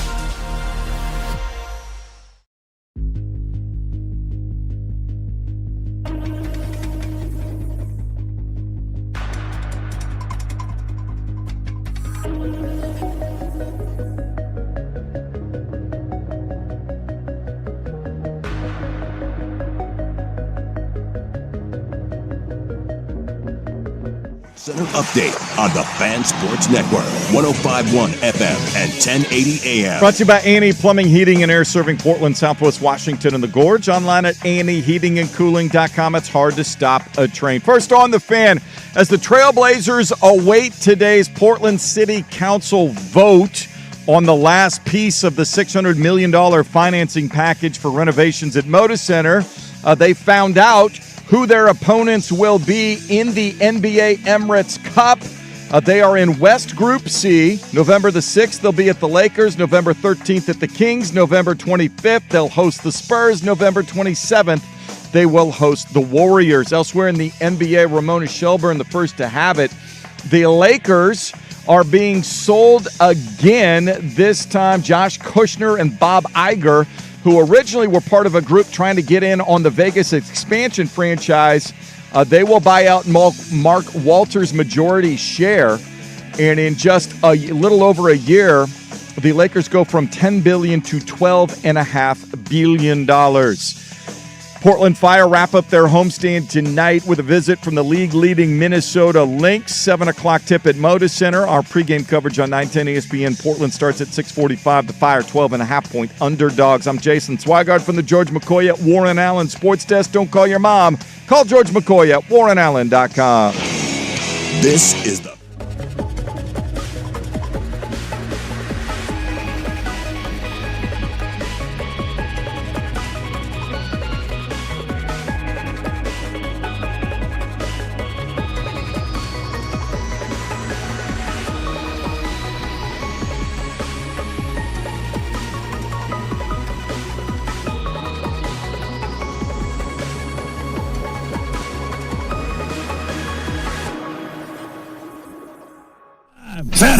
That's right. It's a Sparta TRT mail sack time. Look, we love our friends at Sparta TRT. And we had a best of show yesterday. Brooke Olzendam was our last mail sack guest, and she was great. Last Tuesday was fantastic.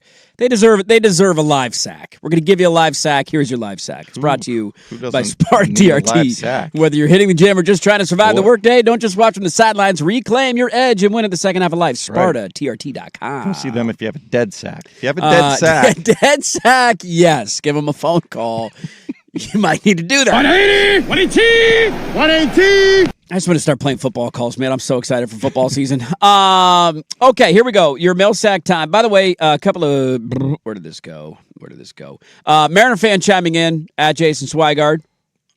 As you can tell, or expect, probably very upset with you. Mariner fans chimed in. Thank God we don't have the Dodger bullpen. Swag ranting about the team is the same as the rich, snobby 16-year-old complaining because the Mercedes G-Wagon he got for his birthday isn't the right shade of gray that he wanted. Mute well, his now microphone. you know my upbringing in Lake Oswego. I wanted the yellow one! Oh, my God. I had... I didn't want the Mercedes! You have no... I lived that. I witnessed that. Wasn't me. I had a little gray, silver Toyota Corolla that was for all the kids. It was called the bumper car. But I need toes to tell you the number of people that got Beamers and Mercedes on their 16th birthday. That's fantastic. I put up a poll question earlier today. I will give you the results later. The biggest question mark for Oregon this year, and I did Chuck Litter response. I asked offensive line coordinator, linebacker, or other, what is it? And somebody responded, hopefully all the above is a problem for Oregon. Rooted them to fail every week. First off, I appreciate your hatred. I love it. That's what we love about college football. Yes. It's one of the few things that keeps me going despite how heartbreaking and disastrous the end of the year has been the last 2 years, is knowing that in the back of Oregon haters' minds, I know that you have the thought of like, oh God, please don't do this. Please, I know that you have that thought. And that sustains me throughout the course of the season. Yeah. So we're on lockstep, just on different sides of the equation, baby. That's the beauty of college football. Let's get to the mail sack, shall we? On a Wednesday, we don't usually do it here. But this is how we're going to roll, all right? Here we go. Mail sack time. At what age does a Richard become a Dick, a Charles become a Chuck, a William become a Billy? Early in life or later in life? Now, I have this. My son's name is Theodore. Right. And he is always, I have never once called, well, actually, that's not true. Occasionally you can do the full name, like, what the hell's the matter with you? No, once he's old enough to know that what he's doing he shouldn't be doing, that's Yes. when you will start using Theodore. That's when that comes out occasionally, right? But he's still not quite cognizant that yes, there's a few things, but no, somewhere around 4 or 5 years old. It's very funny that when they start doing things that they know right. they're not supposed to be doing. Right. My dad was this way because his name was David, and then people in college started calling him Rocky. And it just stuck. Like, that's just what his name became. Okay. And it was always funny to be around certain members of his family who would call him David still. And it would always throw me because my entire life, I didn't even recognize that as his first name. The one that's different is William because there's so many different. There's Will, there's Willie, there's Bill. Yes, you could go that can be anything. Yeah. So that's a hard one. That's more personality based. If you were Richard, would you want to be Dick? No. You wouldn't want that? But that comes when you become a professional at some point. Okay. Once you've graduated and moved on to the industry life. Once you get to mid-management, then yeah. Mid-management is when you become Dick. When you're a supervisor over people, that's when you change the business card. That's true. Become a boss, you have to go that way, right? If you go that route. Charles or Charlie to Chuck. Charlie's one of the names on our option for kid number 2. I'd be okay with Chuck. That would I would guess that would happen in college. Yeah. My vote would be a little bit earlier than that because I could see kids in school being, high school start calling you Chuck. You're playing sports, Let's go with the shorter version instead of Charlie. Still in high school, yeah, you're still Charlie. You think you're still Charlie? Yeah. And that's actually Charles. Charlie is already a shorter version. Chuck is college. Chuck is college. You think Chuck's college? Yeah. It is. We have a Teddy Theo situation. And it is really funny to see the amount of, most people call him Theo. Now, at some point when he gets like your age now, will he go to Ted? He could. I'd be totally fine with that. I'd love Ted. New season of Ted Lasso came out, by the way. I didn't see the episode last night because they're doing it. I haven't. I gotta. At some point, I need to find a time to binge that. I don't care that it's a cash grab. It doesn't bother me. I understand why they're doing it. Sudeikis got divorced and he needed the money. Like, I don't have it. I love that show. Give me more of it. I'm not going to complain about filling my hole with more content. Give me more Hannah Waddington any time of the day. Are you kidding me, man? Wow. I'm not a Keeley fan, but yeah, it's a little over the top. Hannah Waddington. Yeah, she makes up for it. Mm-hmm. Great actress. Anyways, it is really funny to see the Teddy Theos. Like, my brother's the only one I think that calls him Teddy. Maybe my brother-in-law too. But I feel like everybody else calls him Theo. And if you ask him what his name is, he says Teddy. It's a very unique, we're in this. I've won the argument for now because I wanted Teddy, not Theo. And so he also just, TH sounds for 2-year-olds don't really go very well together. Yeah. So it's that's a great start to the Millsack. Nice. All right, what else we got here? Millsack, is it time for the Mariners to fire Dan Wilson? No, it's time to fire Jerry DiPoto. That's your problem. It's time to have an owner who cares and wants to spend more money. Who wants to win it better than a 54% clip? That's the one thing I will say in defense of Jerry DiPoto. This is where, and there's a question you know about the Giants, so I'll get to that one next to kind of connect the two. You were a game away from going to the World Series last year.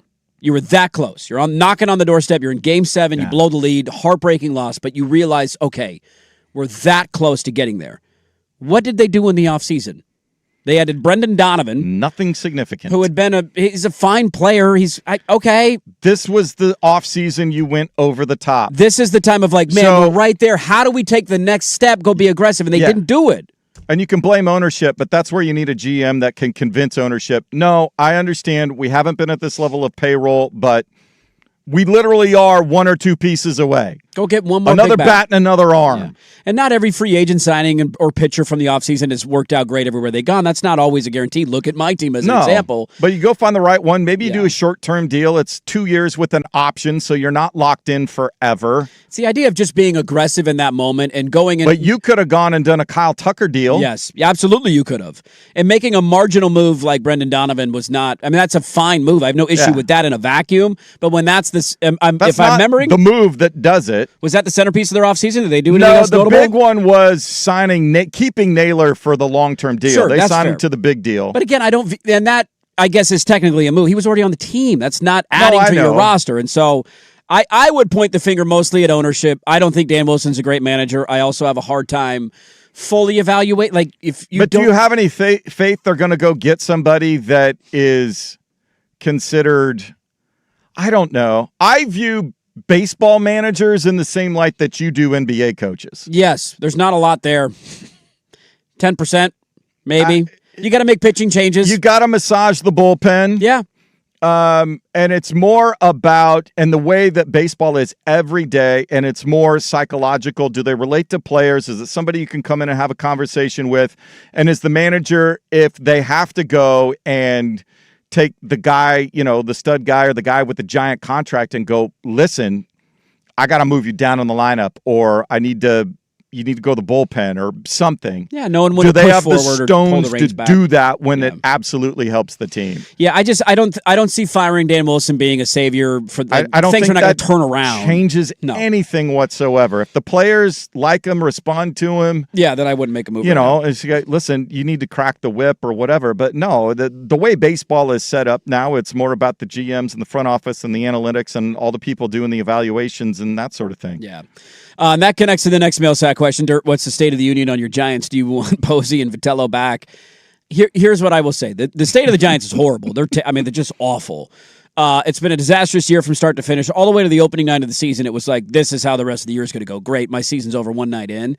I also was hit with the gut punch while on vacation that their longtime color analyst, Mike Krukow, is retiring at the end of the year. And that was truly one of those moments of like it made me depressed for a moment, because that's one of the best parts about Giants baseball. People love making fun of me for the story years ago that I rewatched a regular season game. The reason in the context of that story, it's a funny one to make fun of me for, was that back in the day on MLB Extra Innings, you didn't have the ability to watch both the home feed and the road feed. So you'd only get the home feed when you were watching your team. So when your team went on the road, you would watch, and they opened the season, I want to say, in Milwaukee one year. And I love the Giants broadcasters so much. I'm like, I wanted to hear them on opening day, and I had nothing going on that night. And I went back and rewatched the Giants broadcast of the game, because you could do it later on the replay of the at-bat or whatever. Now you have the technology to watch whatever you want, whenever you want. Dude, that killed me that he was retiring, because him and Dwayne Kuiper are two of the best in the business. They've been doing it for 40 years. Every summer, those are the guys who narrate my summer every summer. Now, not as much this year because I turned them off because they've been so bad. And now I'm going to watch almost every game the rest of the way because I'm not going to hear them again. And they're going to rope me back in for the rest of the runway for the next month and a half. I'm not even going to watch the game. I just put my headphones in and probably listen to the broadcast. So that's a side tangent. That genuinely sucked, and I was super sad that he's retiring. I also have a hard time, and this goes back, I use this with the Blazers sometimes, like, if I don't criticize the move when it happens, I feel, I don't know if phony's the right word, but it doesn't feel genuine to then turn around and criticize something that I liked in the first place, if that makes sense. And every move that Posey has made, I've said, I like it. And none of them have worked out. So it makes me feel hypocritical, maybe is the word I'm looking for there. Is Vitello the problem? He's certainly over his head, but I don't think it's his fault that the roster sucked and everybody had a down year. It's just they have a similar thing kind of with the Mariners. They have a lot of rich owners who know that you're going to have 3 million butts in the seats every year because you have one of the most historic ballparks in baseball. Right. It's a tourist destination, so it's a cash cow.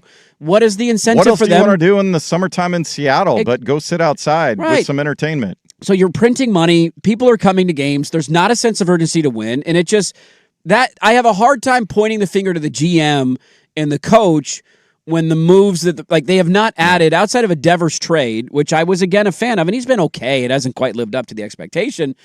They have struck out on every big name guy that they've gone after. Every single one of them. Harper, they weren't willing to give another year. Arson Judge was a Giant for 20 minutes, then he re-signed.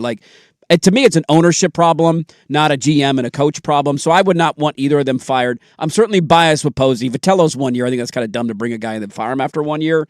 But yeah, the state of the Giants is they blow. And I will be watching because I want to hear their color analyst for the rest of the season.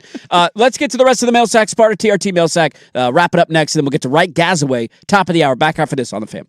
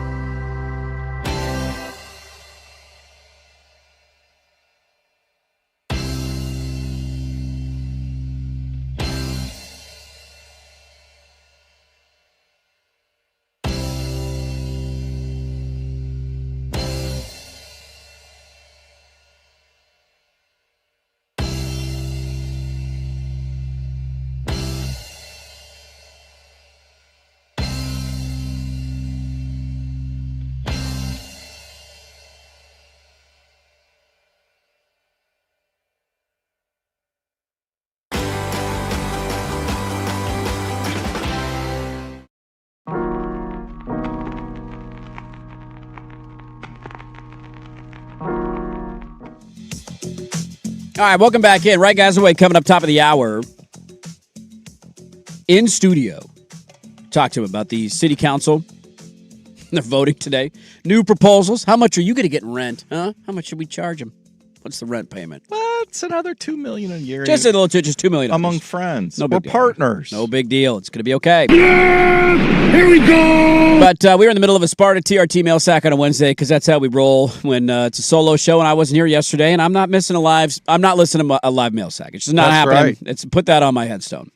What else do we got here? Let me pull it back up. Mail sack question: what are your little joys in life? One of mine is a fudgesicle on a hot day.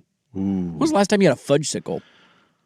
Been a while since I had a fudgesicle. Been a hot minute for me. I'm not anti-fudgesicle. They're not. I don't buy it. They're not accessible often, and also on a hot day, dare I say, down by the bay, I would prefer like a popsicle over a fudgesicle. I would just prefer ice cream. Really? Because the popsicle on a hot day to me hits a little bit better than the ice cream hits on a hot day. But that's just my 2 cents. Yeah. No, I mean, now there's some ice creams that are more light and refreshing than others that are fairly heavy. A little bit thick. It feels like a meal. Yeah. Thick with 2 C's. Yeah. Yeah, I go with give me like a nice fruit popsicle or something like that on a 100-degree day. Feels good. Makes you feel like you're being a little bit healthier, even though we all know that's not certainly the reality. One of my biggest guilty pleasures, that's a great question. Probably the biggest one that I have is I love, this would be the oldest, whitest thing I've said probably in a while. I love hand watering my lawn. Hand watering my lawn in the summer is one of the more relaxing things that I do. You just kind of zone out. I don't like doing the sprinkler and move it. I don't have a watering system. And so I will take almost literally every day, there will be a 30-minute window, usually when the wife gets home from work. And so I got extra, all hands on deck here. And it's like, I'm going to go water. You just go, you just go water. And it's one of my biggest, I love doing it. It relaxes me, makes me feel like a greenskeeper. Oh, there you go. I'm all about it. That's one of my biggest guilty pleasures. That's not that guilty of a pleasure, but if you're just talking like random things that I love, little joys in life, that's it right there. Mine, one of them, I don't know. Mine I usually recognize in the moment and then I forget about it. It's one of those like... Yeah, you don't even notice that you're doing it. You just have a moment of zen. It's like, this is fantastic. That felt good. But waking up early on a weekend morning when I don't have to be anywhere. And it's you've got the cool brisk. I can open the sliding glass door. I get the so air I get coming fresh through. air. It's not so cold that you're like freezing. Love that fall but you get air. the brisk air. I have a random sporting event, like something early, European soccer, European golf, tennis, something that, I'm not like all invested in, but it's sports on. Yeah. And a spiked coffee cocktail. Ooh, yeah. Of some sort. Get your Saturday off to a good Wife's start. still sleeping. Yeah. Going to be in bed for a little bit I'm longer. Just like, I you got woke the place up to early yourself, for basically. whatever reason. I don't yeah. have any responsibilities for a while. Yeah, that's a good one right just there. Like, all right. I'm going to sound like such a little bee here, and I apologize in advance. And please save this for when I eventually complain. I am so ready for fall weather. I am so ready for that like crisp well, I have morning. Liked, even though it's been warm like the last couple of weeks, it's still been getting... It cools down a little bit after at night. we got rid of that smoke from Yes. a few weeks ago where we Yes. were in the Easy Bake Oven for a few days. But the leaves are turning. It's like high of 64 today, partially cloudy, chilly fall morning air. I like it where it just touches in the afternoon. It'll just touch into 70. Yeah. So the sun's out. It's warm, but now you we're can talking, go baby. do whatever you want to do. Now we're talking. I'm not sweating like a you-know-what in church. All right, Melsack question. If you were able to purchase a majority stake in one NBA franchise, excluding the Blazers, which one would you purchase? Ooh. I'm assuming money is no object here. Yeah, if you could. If you could, so I have the money to do it. What would I purchase? Where is there a massive... Because I think if you're going to do that, The Indiana Pacers. Okay. I like the history. I love the jerseys. Great fan base. Have you been to Indianapolis? I've never been to Indianapolis. But as Tom Dundon would tell us, you don't need to live in Indianapolis. I got a private jet. I'm flying in and out. That's true. But if I know me... You would want to live there, be there every game? I don't know that I'd want to live there, but I would be going there frequently. Like if I'm going to invest that much of my personal wealth into a franchise. Right. How much I meddle and stuff is a different case, but the day-to-day, yeah. I'm not going to invest that much in something I'm not going to want to experience, something like that. That's fair. The Sixers. Sixers would be fun. Philly would be a fun city to live in. Philly's, the times I've been there, Philly's fun. Philly is awesome. Most of the other teams, other than the Eagles, I can appreciate. I think I would learn to appreciate them. Yeah, could be a Philly fan. Yeah, I'd be Flyers a Flyers. fan. I'm fine with the Flyers. I don't got no know beef. about the hockey team. Yeah. Villanova, Temple University. Good college hoops Penn, area. You could get behind it. The Palestra. Yeah, other than the Eagles, I don't think I could ever root for the Eagles. Yeah. But I think the Sixers, because you've got a storied, historic franchise. Great logo. Dr. J, Moses Malone. People in Philly care, man. Fans are passionate there. Fans are passionate. Yeah. AI, but you haven't been entitled to winning the way the Celtics or the Lakers or somebody else has. No, absolutely not. So I could totally see the Sixers. Yeah, you said, hey, we need somebody to come in. We're trying to raise some cash. Yeah, I got $6 we'll billion sell you sitting around. here's a third of it for $3 billion. Have at it. Let's see here. A couple more quick ones. As a Seahawk fan, I would say that the path the Hawks went through is a pure storybook, having to go through both rivals and then get revenge on the Pats. Yeah. What would be your storybook season for you? That is a great question. Super underrated part Are of we their limiting this championship. to the NFL, or are we saying? Well, I go college. I'll go college football. What is your college football the storybook playoff run? path? This one's pretty simple. I would love if you gave me this year, Oregon gets one of the top 4 seeds in the playoffs. Do you want rematch in the Big Ten title game? You want Ohio State again, or you want Indiana? I want to beat a team twice because we can't beat a team twice. Sometimes we lose to a team twice. So that would be Ohio State or Michigan. Or Indiana. Indiana could be in the Big Ten title game, too. But you don't play them in a regular season. You play them in the Big Ten title game, and then you might play them in the playoffs. It's a playoff path. So I would go, I want to beat Indiana in the Big Ten title game. Okay, that's what I was, yeah. Oregon gets a first-round bye. I want USC to somehow make the playoff this year, which we all know won't happen. You want to drub their ass again? And I want to smoke them again after we smoke them in LA at the end of September. So we double dip that chip on a double smoking and make Meringue paint his face twice. That would be glorious. We all know Washington isn't going to get there, so I'm not putting you in that conversation. I apologize, Huskies. After that, I would like a Ohio. I want an all Big Ten run here. Oh, you don't want? I don't give a rip about anybody else. You don't want to take Mario behind the woodshed? That's fine. It'd be great. But the pain of losing the way they've lost, the teams that we've lost in the last 2 years, that hits a little bit more for me. Mario would certainly be great. I get it. You know what? Actually, yes, I'll amend because we just beat Indiana in the Big Ten title game, so we got that one off the books. You can open with Mario coming to. I'm still going to open with USC just because. Okay. And then I want Mario in the next round of the playoffs. Quarters. I don't want him getting deep. I don't want a deep Mario. I want him out early. Not early, but quarters would be early. For him from last year. Oh, wait, no. Your first, because you get a bye. That is your first. That's the quarters. That's true. So Mario's the quarters. So if you get the bye, you're only getting 3 games. Okay, touche. Let me amend. Okay, apologies. Start this over again. USC, we already beat you in the regular season. We don't need to beat you again. Washington, you're not in the playoff. Miami in the quarters. Indiana in the Big Ten title game. Ohio State in the... and then Ohio State would be the national championship, right? Yeah. Yeah. So, and then I go Ohio State. Okay. You give me some combination of the teams that we lost to the last 2 years, the way we lost to them. In Miami, I'm good.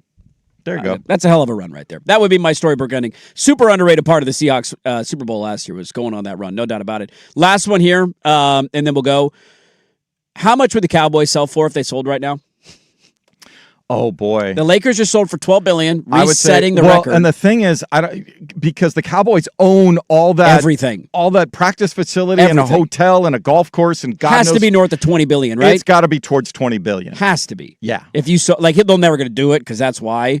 And if to they get did, Jared to sell it. Yes, if they did Jared would have to be in some sort of legal trouble where he had to generate cash to keep his butt out of hot water. I think he'd roll over and die rather than that. He at absolutely that point. would. He absolutely would. If he got in a sling and he was dead to rights and it was going to cost him everything, he'd totally roll over and die. This is all we got. There you go. The Sparta TRT mail sack, usually on Tuesdays. I wasn't here yesterday. We did it on a Wednesday. Whether you're hitting the gym, just trying to survive the workday, don't just watch in the sidelines. Reclaim your edge and win at the second half of life. SpartaTRT.com. Lots to get to in the final hour of the show. It is a big day in the city of Portland today. City Council vote coming up a little bit later on this morning, and we're going to start the final hour there with our friend Wright Gazaway from K2 in studio. What do we need to know? What's on the line today? All of that next on The Fan. Big hits, big bets, big plays. Today I'm laying the big wood. This is the Layin' Wood Report, brought to you by Mr. Plywood, serving Portland for over 50 years. To left field, Churio going back, and it is gone! Luis Rengifo now plays in Slam Diego! Grand slam puts the Padres on top, 5-0, his first ever. Talk about great broadcasting duos and broadcasters. Dan Orsillo is one of the best, man. He is so good down in San Diego. Still can't believe the Red Sox ever let him get away. How did you let that happen? He was so good in Boston for so long. The reason we did that, they did lay the wood to the Brewers last night. Nice little grand slam there. Our buddy Brandon Sprague was at the game last night. Sent us a picture. Seats. Looked like he had a great time. Got a big show. The Odyssey San Diego folks took care of him. Good. After all of his complaining, and he finally got his tickets. Step up, Roddy. And he had a great night. Lay in the Wood brought to you by Mr. Plywood, serving Portland for over 60 years. Delivery, custom cutting, special order. Visit them at MrPlywoodInc.com or their location on Southeast Stark Street.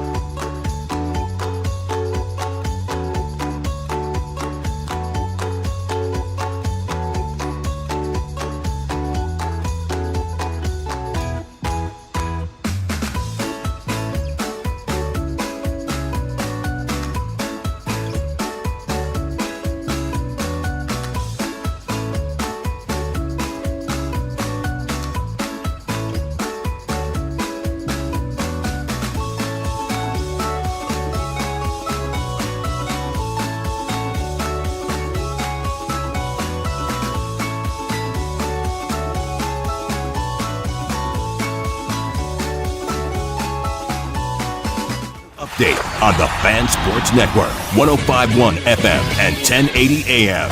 First on The Fan, Portland City Council scheduling their vote today on their portion of the near $600 million financing package intended for renovations to Moda Center. If it gets approved, that'll set the stage for formal negotiations on a long-term lease with the Portland Trailblazers. The Blazers also found out today their opponents in the Emirates NBA Cup. the league announcing those games. They're in the West C bracket.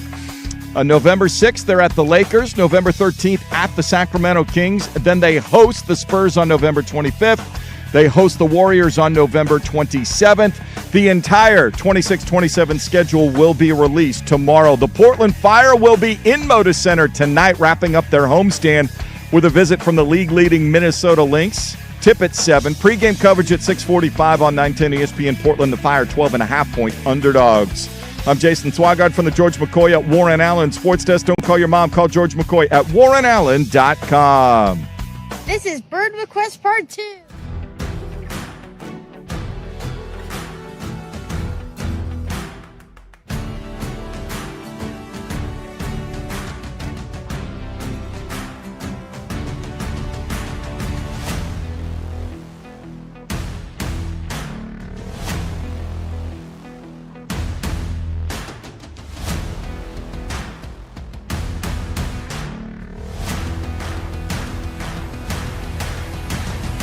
Leader 105.1 FM, The Fan, 1080 AM, the Odyssey app, live on YouTube. A great open for our final hour guest today. And he has become a great friend of the show and a great friend of the station because he's helping us make sense of all the madness that has gone on. Wright Gazaway joining us, Wright K2 on Twitter. You go give him a follow. We have requests for Georgia football questions. So we'll get to those. We'll make sure we're nice and tight on the mic over there. Scooting on. Yeah, you can just slide it over that way. There you go. How now, let's start with the most important thing. You just got back last night from Cabo. I did. Thanks for letting me sleep in. Yes. Oh, dude, 9 a.m. We're like, whenever you want to come in today, we're going to be willing to go with it. How was Cabo? What's the review? It was great. Yeah. That was the first time we've been. Little baby moon. Oh. I haven't actually publicly announced that, so I guess the secret's out. Dude, we just broke news? Nice. We got, hold on. We got a drop for that and everything, man. Yeah, wow. We're a couple months behind. You're having a baby in October, We got our second right? one's coming in end of September, early October. Okay. Yeah, this is our first one in December. Wow. Right around my birthday. Are we excited? Are we ready to be? We're all in. Here we go. Yeah. We're getting excited. It gets more and more real every time you go to the doctor. Yes. So. Every appointment that shows up, the ultrasound gets a little bit bigger. You're like, damn, this is actually happening, man. Yeah. So we're having a boy. So congratulations, my wife and I both man. went to Georgia. So. She's like, he has to go to Georgia. Yes, you have to send him that direction. Now, have we ironed out names yet? Have we gotten any? We've thought of some. We haven't. Okay. So it's different since it's our first, hypothetically talking about names. Yes. And then it's like, oh, wait, we're really actually naming a person. Right. We need to think a little bit longer. So we thought we had some names, and then it's like, okay, well, this is permanent. Yeah, we got some time still. We're not there yet. Are there family names you have to include in the process? Are there what? Is there a family name you have to include? We've talked about my wife's maiden name, so that's, I think, okay, we're that's a leaning good that strategy. way. Yeah. I like that. Kind of pay homage there a little bit. You got time, man. We got like the Blazers in the city council. We got 4 months to iron out these details. Okay? I might be in the hospital. My wife in Cabo. My wife said, "Phone goes up." I think I tweeted last night for the first time. Once you arrive back, yeah. I did some replies, and she was like, "Put your phone up. We're on vacation." Well, here's what I will say. First off, glad you had a good time in Cabo. Congrats on the kid, man. Thanks. That's super exciting. It is. You deserve. I hate when people give me compliments. I just don't like talking about myself, and I feel like I'm doing my job. I apologize for this, so I just want to get it out of the way at the start of the interview. You have been incredible this entire process, man. Like, this stuff is so. The way our city works, I think a lot of people are learning, like, huh? Yeah. Why did we vote on? Why does the mayor not have any control? Yeah. What is this ranked choice stuff? How did it lead to this? Like, I think a lot of people who don't pay attention to politics are understanding, like, oh, this is a really convoluted process, and you have done a great job highlighting what we need to know, when the dates, like, all right, you're at the hearings. I'm watching these things online, and I'm like, I don't know how your ass is sitting in there for 6 hours. Yeah. Because it seems crazy, but I just wanted to give you a round of applause. Thank you. You deserve it. You deserve all the flowers. I just want to tell people. Yes. If you look at my tweets from the county meeting, I won't be as in depth today. I think I gave everyone the details. Yes. I just think the process can confuse people, so I think today will be a little less of the play-by-play and more of just the high level, okay, here's what's happening. Yes. So people don't have to worry about votes and votes and votes. This amendment's thrown up, let's vote on it. This amendment's thrown up, let's vote on it. All the terminology. Exactly. It's like. Yeah, and I think the biggest thing for people to understand is there's the draft term sheet we've all seen. Like, that's the working document that's on the table right now, and all the amendments will be to that, and then they'll take those votes, and then there will be a final vote on the end of however this document got amended. Okay. So there will be many, many votes, and then there will be a final vote. Got it. So Now they did some work yesterday in their session. Did I read the articles right? There's been amendments already proposed. There's a new amendment. Last week, basically, the council president said 7 of them came out and said, we're not supporting any amendments last week. We need some more time to talk with our negotiating team about like what would be good and palatable. So there was an amendment proposed by 4 councilors that seemingly, if you read between the lines, there will be the votes for, that would be the first formal amendment adopted. And we can get into the differences, but it's really just there's an ask for $2 million in rent. Okay. From the team. Okay. To $2 million total or $2 million increase in what they were asking before? $2 million in addition to the $3 million. So it would be a total of $5 million. And I think I've talked to some councilors this morning. Yeah, that's going to go over well. I think they understand there's a possibility, probably a likelihood that it won't end up in the final terms, but they feel like, hey, this is our opening offer. Let's just put some more asks in there, because once they approve this term sheet, theoretically, it kind of creates a ceiling. Right, on what more you can ask for. Exactly. So you can iron out specific details inside of it, but that's kind of the parameters of the deal. You can't come back in October and say, actually, we want $7 million.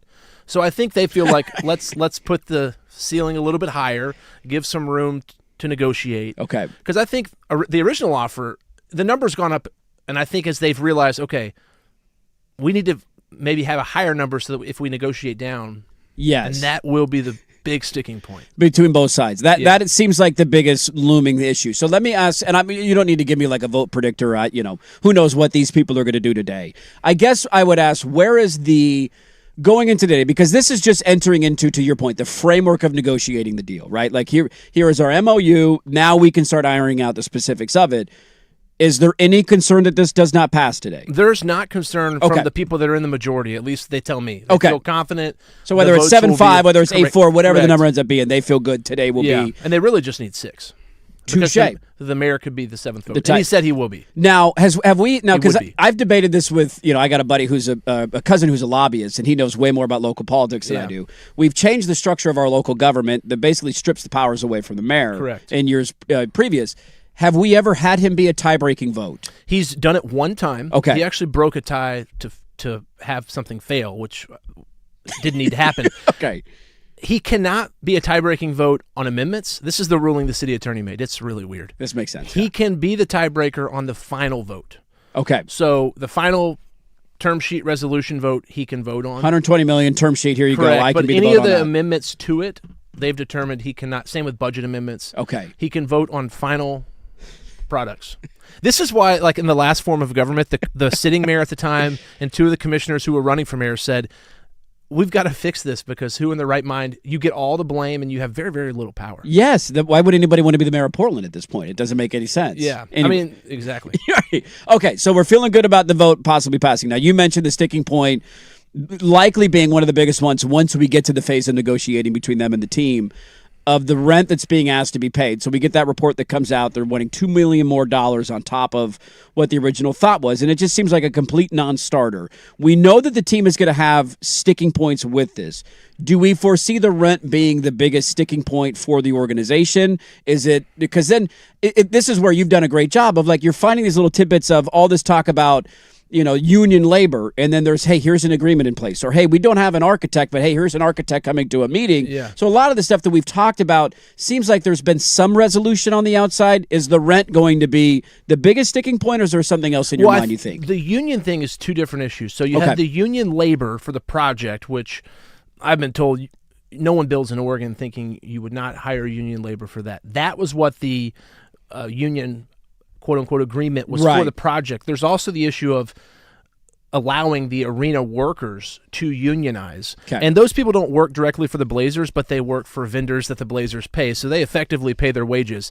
And I think that's a concern from the team's perspective, because unions negotiate better wages, and then that comes out of the concessions that they have to pay. So I'm not saying they will say no. Well, but also there's a lot of people that work those part-time jobs that don't want to be part of a union. Yeah. They don't want to be beholden because they want to go do similar things in different. And so if they're part of one union and they want to go work somewhere else and they don't have a union, it creates a problem. So what's been told to me is they call these labor peace agreements, and basically it doesn't mean you have to let them unionize. It means as an employer you can't, advocate against bar it. them. You can't bring in anti-union voices that might convince people not to. It just means you can't get in the way of it. So it doesn't mean necessarily that they will unionize. Okay. It just limits what as the operator of the arena what they could do as far as like trying to convince them not to unionize. Right. I've also seen too. I know because in some markets that does happen. In San Francisco, they have a union for the workers at whatever their baseball Oracle Park now, and they'll have moments where they're going on strike and everybody freaks out because there's your concession. Like everybody that works the stadium, I know who's here to take the tickets if they all go on strike, and then you got to fill the staff. And the team said when they were asked this question, well, we already have unions that we negotiate within the arena, which seemingly puts some of that to rest because some of those workers, I'm not sure. I think there's one of them that isn't a union, like operation staff or something like that. Yeah, something like that. So I think the big is going to be the rent. The rent is the biggest one. The team came forward at the last work session they were at, and basically, I had to go back and listen to this again. Dwayne Hankins said, we've lost $1 billion in the last 20 years. And I don't know what he's enveloping into that, but like B, with a B. And I had to, that's what I had to go back and he say $1 That's billion? Insane. And so I don't know what but that's the framework they're coming at this from. And they've told me in the past, like, we cannot agree to a lease or an agreement that doesn't allow us to be a sustainable business. I just think it comes down, it's going to come down to the city and the team. Right. Figuring that out. Finding some common ground. Finding a solution to it. Wright Gazaway's in studio with us, a reporter for K2. He's been awesome on this beat the entire time. At Wright K2 on Twitter. Go give him a follow. It'll be a one-stop shop for all the information that we need to find out today. Now, we're feeling confident that the vote will pass today, whether it's 6-6-7-5-8-4. What are the other things that we're looking for today? As somebody who doesn't follow the political proceedings day in and day out, I know the rent will be a big thing that they talk about. You're mentioning all these different amendments that will get thrown out. As an outsider looking in, what should I have my eye on and what should I be listening for today, I guess, from the city council in your mind? I think the city, the people in the city that want this deal to get done and want this term sheet to pass are just looking for a vote that sends a message to the team that, hey, we're serious about this. If the team doesn't follow local government, they don't necessarily know when they hear one counselor or two counselors saying something was the majority of the people there. So they're trying to maybe guesstimate some of this too. So I think the city's position, the mayor's position is, let's get a vote, and then the team can really know, okay, this is the majority we're working with, or this is the group we're working with, and these are, so I think they feel like it puts a lot on paper, where it's like we've just now had like one-off statements, and nobody really knows, okay, is this person speaking for themselves? Are they speaking for a block? Are they speaking for a minority or the majority? So I think they just hope getting the vote out there will allow both sides to quit posturing. Okay. We saw you were able to get through public records some of the email correspondence behind the scenes. Yeah. How much is there back channel communication between the two parties that's going on? And then who we know the county hired Isaacs, and there's some flack going on about them negotiating on behalf of the county. Do we know, is Hankins the lead negotiator? Who's the point person for the Trailblazers that at the end of the day, when you go into the boardroom where there's no cameras, do we know who that person is for the Blazers that's going to be doing that? I think his name starts with Tom. Is he going to show up and be that guy? I guess that's the question. Yeah, I tell you this. I asked somebody with the team, who is that? And they said, if you can find out, let me know. It's the Board of Governors, and I think I've gotten it's Tom. Right now, it's the meetings that happen. They have weekly standing meetings. It's Dwayne Hankins. It's the attorney that we saw, Zandria Conyers, and the team's CFO. I believe that they report directly back to the team's owner, who will have to take on any financial agreements that they come up with here. Yeah. I know he's signing it off. I just didn't know at what point in the proceedings, in the timeline, do we get to where Tom's butt is in a seat in a conference room ready to get the thing done. Yeah, I think that the negotiations will pick up in earnest tomorrow. I mean, when the term sheet's done and you start to see like, okay, this is less theoretical and this is like the actual term sheet we're working with. And I don't want to overstate or understate this, but there is a lot of work to do between both sides to get this to a final vote in December. This term sheet is the city's position and the county's position. The team has agreed to absolutely none of it. So there's a lot of work to be done. I'm not saying it's impossible. The city's confident it will get a deal. Sure. But there's a lot of work to do for sure. What role, if any, does Governor Kotek play at this point? I honestly think her role is probably pretty limited. I think from the city's perspective, the sources I have, they really feel like it's the NBA that will come in, and that's a touch and go thing because the commissioner works for the owners. But if you have a public government, the city feels like putting all this money on the table, the NBA is really going to encourage that team, wherever they are, to negotiate. Because then what does it mean for any other city or county or state in the future? You screw yourself over, in the long term. So I think they really feel like, hey, let's approve a term sheet that the NBA looks at and says, this is fair, this is reasonable, we can work with this, and then move forward. Interesting. Okay, right, guys, away in studio K2. I'm curious to ask you on the last time we saw the city council and the Blazers come together. Was that testimony or the back and forth that we saw? You mentioned that some of the stuff that Hankins said kind of standing out. It was interesting to hear them at times talk out of the Blazers, that is, talk out of both sides of their mouth in terms of the idea of a lawsuit's looming over their head and this noose that's out there. We got to get rid of this. And everybody, even the mayor, jumping in and being like, guys, we're not going to sue you. It's not just because one counselor said we might sue you. Like, we need all of us to vote. I need to vote. Like, it's not going to happen. And the Blazers kept having that be their sticking point when the city kept arguing, we just have to have that in place in case you are to leave. We need to have some way to recoup some resources, right? And they will sue the team if they without leave. a doubt. And they should sue the team if they leave. And the team wants that off the table as well. Yeah, okay. So where are we at on that? And is there anything negotiated with that today in the MOU? Well, the reason I got those emails between the city and the team accidentally sent them to the city. And the reason I got those is because I knew there was a letter that was sent to the team from the city's attorney essentially saying, not only do we not plan to sue you, we actually cannot sue you in this current lease agreement unless you left. Right. So basically saying we are not, because the team, there was a concern that the city would sue the team as a means of inducing their private investment in this project. And they're saying, look, if we have a new agreement and this bridge lease doesn't terminate because you leave, we have no actual recourse to sue you. So essentially, the only way we're going to have any dispute over this first class provision is if you leave. And I'll just add, the team also says they believe it's in first class condition now, so shouldn't be that big of a deal to them. If they believe the number is 0, right, it shouldn't really matter to them either. Yeah, that was such and a convoluted thing. They really want the city to put in writing that the arena is in first class condition today, because then you can't come back and sue them in 2030 and say it's not. Right.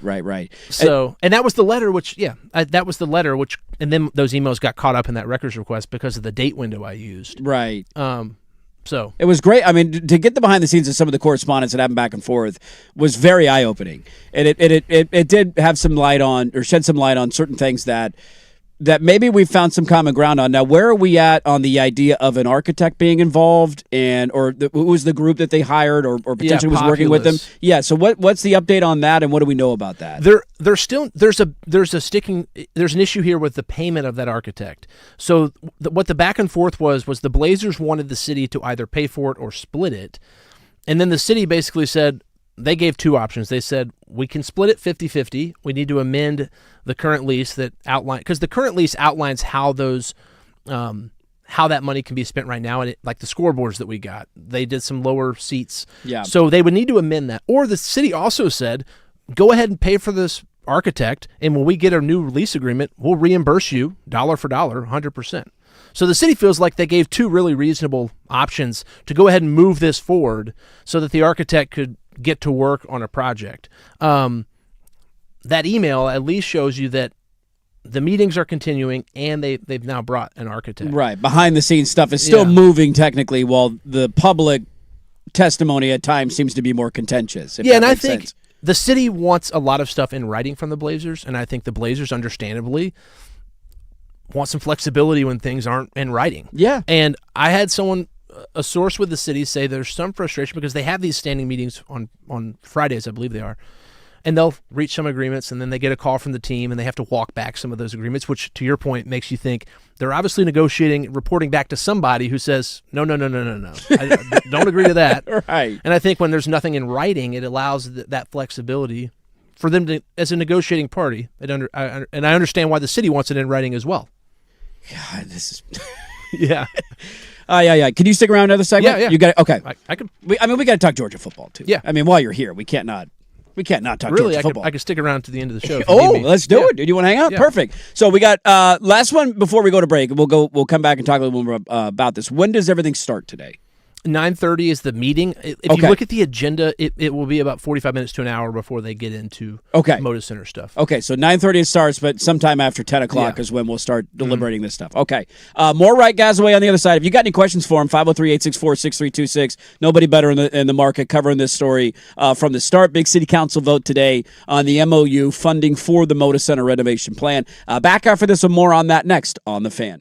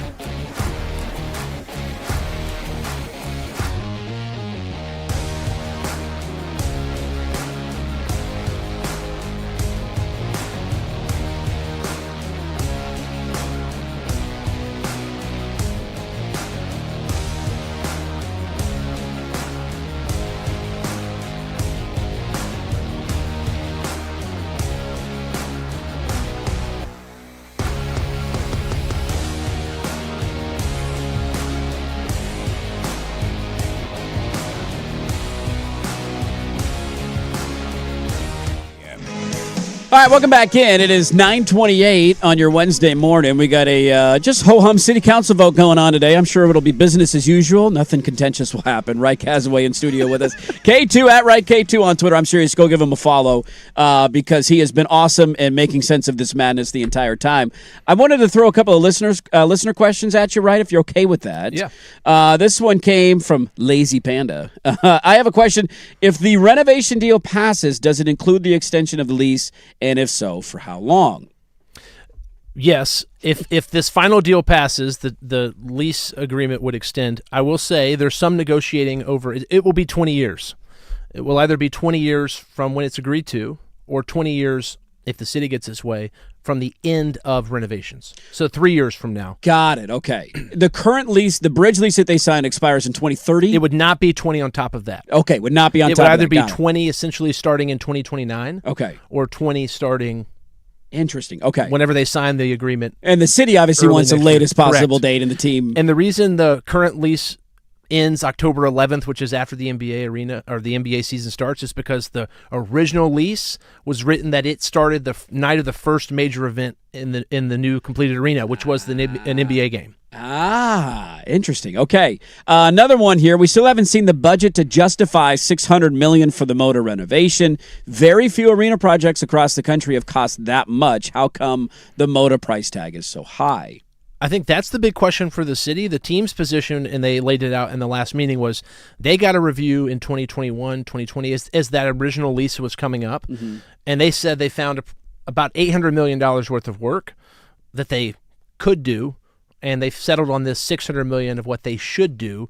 And that's been the biggest point of contention with, like, how did the city and the team and the mayor and the county and the governor settle on this number? And the mayor says they use the NBA. The NBA, for whatever reason that I can't necessarily explain, obviously has expectations of the kinds of arenas they want their teams playing in from a fan experience and just from a revenue generation perspective. And the mayor's position was the NBA basically said, this is a number we can agree to where we would feel comfortable having one of our teams play in this arena.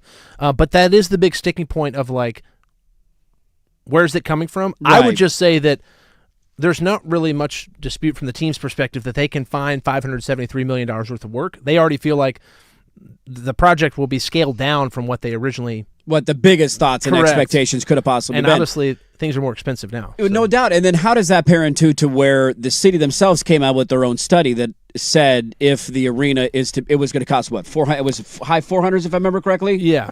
So they got a facilities condition assessment before they bought the arena or before the arena transitioned to them, which was predicated in this prior lease. They didn't really have much of... Their two options were we can take it on or we can demolish it. So they had this, but it required a condition assessment. Mm-hmm. That was looking at if we kept the building exactly as it is today, this is the work that it would need to remain in good working condition. The renovation obviously totally renovates the arena. So it's looking at a totally different scope of work, whereas this was just looking at, we'll keep the layout the same, the entrance is the same, the concourse is the same. Right, We're just going to, this is what it will take to continue operating as is. Okay. Interesting. Somebody asking, now this is impossible to know, but I'm curious your thoughts on it because you have done a great job of kind of finding a way in with both sides here, right? And this is a very contentious public negotiation, and it certainly will not change in the coming months. Somebody asking, does Tom really want his team to stay in Portland? The city seems like they're playing ball, and he's dragging his feet with every step. And that's where it's been, I think, complicated for people on the outside looking in, where there's times where you look at it and say, dear God, why is the city being so Portland? Like, can we just get out of our own way?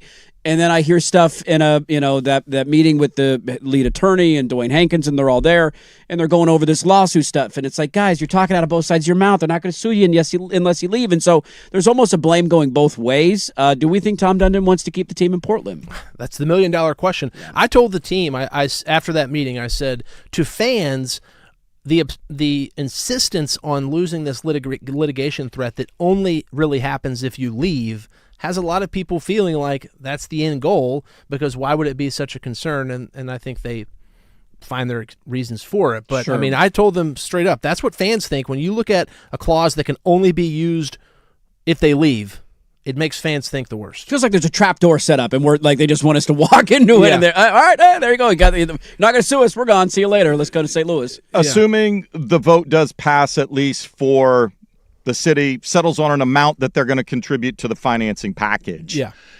Outside of the Trailblazers, is there any influence from the Portland Fire, Sport Oregon, any other parties that would be looking to, Live Nation, I have no idea, that would be looking to use the arena as a venue for events to be at the negotiating table for the long-term lease, or is that strictly 100% Trailblazers and Rip City management? Well, and I think that's you hit it on the head there. What's a little bit confusing, and I hope I don't confuse people, but Tom Dundon bought the Trailblazers and he bought Rip City Management. So really all these negotiations are with Rip City Management, which is the operator of the arena. They technically sublease to the Trailblazers. So the Trailblazers are the Fire. They're these other events. So really everything's happening with Rip City Management. And yes, the Trailblazers because they're linked. But this is all happening in the context of a negotiation with the arena operator as Rip City Management, and I think that's where they need to come to the agreement. And what's different is most NBA teams do operate the arenas they work in, and people haven't fundamentally understood what that means, which just means that every single event that happens there, they retain the revenue, the tickets, the concessions, and I'm sure they have agreements with the performers and with the Fire that there's some revenue share, but as the operator, they retain the lion's share of the revenue, not the city as the owner of the building. Interesting. A lot of NBA arenas are owned by public governments, and I've been told Right. it's for tax reasons or for range of reasons. But the operator is where all the revenue is, which I think is why the city's asking for some of the revenue share, which is not Orlando just got a $300 million arena renovation. The city of Orlando operates that arena, which is rare. Yeah. The Magic also agreed to share some of the revenue from the naming rights. Really? And they give the city a cut of their corporate suite sales. So the city. And they pay rent. So Orlando's basically essentially financing it for the team. Yes. The Thunder also, they pay $58,000 a game, multiply it by 50, which is pretty reasonable for them right now. That's almost $3 million, and it goes up 3% a year. So the for city's not that years. out of bounds for asking for maybe the $2 million tacked on top of the original ask is too much, but the idea of them paying rent is not unthinkable when you look Correct. at other NBA I mean, if you look at markets. Sacramento, they split the cost of the arena renovation with the city there, and they were obviously neutered because the NBA had voted down their relocation, but they pay rent that will more than offset the city's investment. So the city will actually capture some on top of what I think they put in 290 something, and what if you look at their lease, they're paying almost $400 million in rent. I think it's $391 million. Do you know how long the current Moda sponsorship is? That I don't know, but Moda testified that there is still an agreement, and I think the original number was it was a 10-year deal. I think at like $40 million was the original reporting. I remember that. And that's private. The city does not know that now. Now, is that deal with the Trailblazers or is that deal with Rip City Management? That's with Rip City, and they don't have to share that information with the city as it stands today. So the city doesn't actually know. They don't know how much they're getting out of it. Yeah, that makes things a little bit easier. But the Magic have a unique agreement. Getting some naming rights revenue is unique. Yeah. So as we go forward with this, I'm curious to ask you, things have been obviously very contentious, and I think to that listener's point, there's this idea at times from the Blazers that it does appear like, what are you trying to accomplish here? Are you negotiating in good faith? And you can certainly point the finger at both sides on that, because there's a lot of stuff that's happened from the city council that have like, you're enjoying your moment in the spotlight. That doesn't happen very often for a city council member, and you have a much larger audience paying attention to what you're doing right now that you don't usually get. Where do we think the rhetoric from a public testimony standpoint goes, assuming things pass today, 7584, whatever it is, 66, and you get the MOU agreement? Do we think the rhetoric heats up or does it cool down? There's a lot of contentious points that remain here. So I guess another part of that question would be, how much of that negotiation will happen in public? How many more, of those public testimony moments do we have, or is this all locked into a room behind closed doors? This will go private for them. Okay. I mean, the city council will still be getting updates in their executive sessions, but there will be very little that happens publicly until you have that vote at the end. Okay. And I read some owner, I can't remember who it was, these owners like to negotiate. I think Tom Dundon said on April 2nd, I expect this to be difficult. The city's going to advocate for their side, and we're going to do the same. So I think some of this is he seems like a guy. Look at his head coach he just hired. He did the same thing. Yeah. He dragged his feet. I think he likes to negotiate. Yeah. I mean, and he won that negotiation because he got the coach he wanted on a 1-year guaranteed deal. And people who are wealthy negotiate. Watch any of those real estate shows. And they haggle over $10,000 on a I think $20 million house. That's his sport. That's his competition. Yeah. What I'm looking for is how far things need to get down the road to get him in the room. Because I think once he gets in the room, he's ready to do a deal.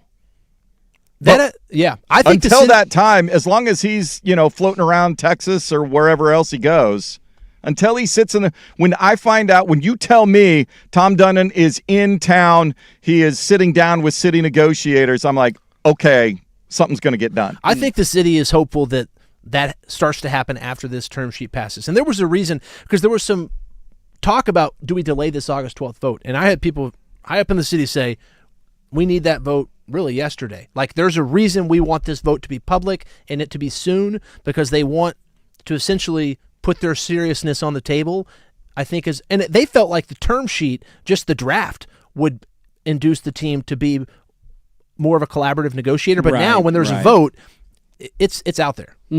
Last one I got, and then I do want to talk Georgia football with you because you're kind enough to hang out. I want to let you talk about something you want to talk about because I know you want to talk about talking it. about this. I know you do. You do. This is why you're great at it, because there's a you truly believe it and you're passionate about it, and that makes it, instead of me trying to explain it, I'm like, my head's spinning and this is all way too convoluted. When one of the criticisms of the idea of giving a billionaire money, right, especially in a city politically like Portland, is the idea of, well, look at the budget restrictions we have, look what we're closing, look at the school funding situation, right? Like, what are we losing in order to make sure that the Blazers don't leave town? And that's one of those things that I've had a hard time fully pinning down on. The one hand, the state, most of the taxes, if I'm correct, are coming basically from taxes that only exist because the Blazers are here. Yeah, all of them come from taxes generated at the arena. So just the arena. So and the state's position is that most of that money leaves if the team leaves. And so we should do something to keep them around because we lose the rest of the revenue if they're gone. I know the county deliberated. Now, I didn't see this because I was on vacation, but one of the things that they were looking at hitting was the car rental tax, which ironically, one of them brought up that pool of money has exploded in the last 2 years because of Oregon. Because all the Big Ten fans were coming and they fly to Portland, rent a car, drive to Autzen, drive back. And so that money has exploded. That was an interesting sports tie-in. So that seems like I don't know about all, but a bulk of that money will come from. Now it all will. Okay, it all will come from that. Yeah. Likely all will come from that. Where is the money coming from the city? So that's still to be determined. The mayor's proposal has so the city and the county have business income taxes that will be triggered by the sale of the team. The city anticipates getting about $40 to $50 million in one-time money. And the mayor's position in the best budget practices, when you get one-time money like that, you don't allocate that to ongoing programs because then you just have to make the cuts later. The need for making cuts doesn't go away. So a lot of the recommendations on one-time money is you use them for capital investments, bridges, roads, things that an arena. Whereas it's just one time. Here's the money, take it. Yeah. So that's about $40 million. Okay. Prosper Portland is the city's economic development arm. They're debating between 5 and 10, maybe on the lower side of that. Okay. So what they need to figure out is this last 70-ish million. The mayor has proposed using money from the Portland Clean Energy Fund. Where are we at on that? Which is a 1% tax paid by companies that have more than $1 billion in revenue. So they don't. The city doesn't ever name them, but you can imagine it's Guess Target, who it is, it's right? Fred, it's the Krogers. Those, and that has ended up being, if my reading is correct, a much bigger pool of money than they imagined when they initially installed that tax. The advocates for that proposal back in the late 2010s said it would they estimated $30 to $50 million a year. I believe this year it's closer to $230 million. Wow. Okay. So the pot of money that they're looking at using this $75 million from would come out of almost $1 billion project fund. Interesting. Okay. So the contention is that money has technically been allocated to future projects, but the mayor is saying we can take the 70, we can reallocate. This money this tax doesn't sunset, so it's not going to just run dry. Now that money would have to get approved by an independent board that would say that this is there are green energy parts, and that's it makes sense, right? You're going to have to redo your furnace and all that heating and cooling stuff. That's what's weird is the city. That committee makes a recommendation, but the city council can do whatever they want. Interesting. Okay.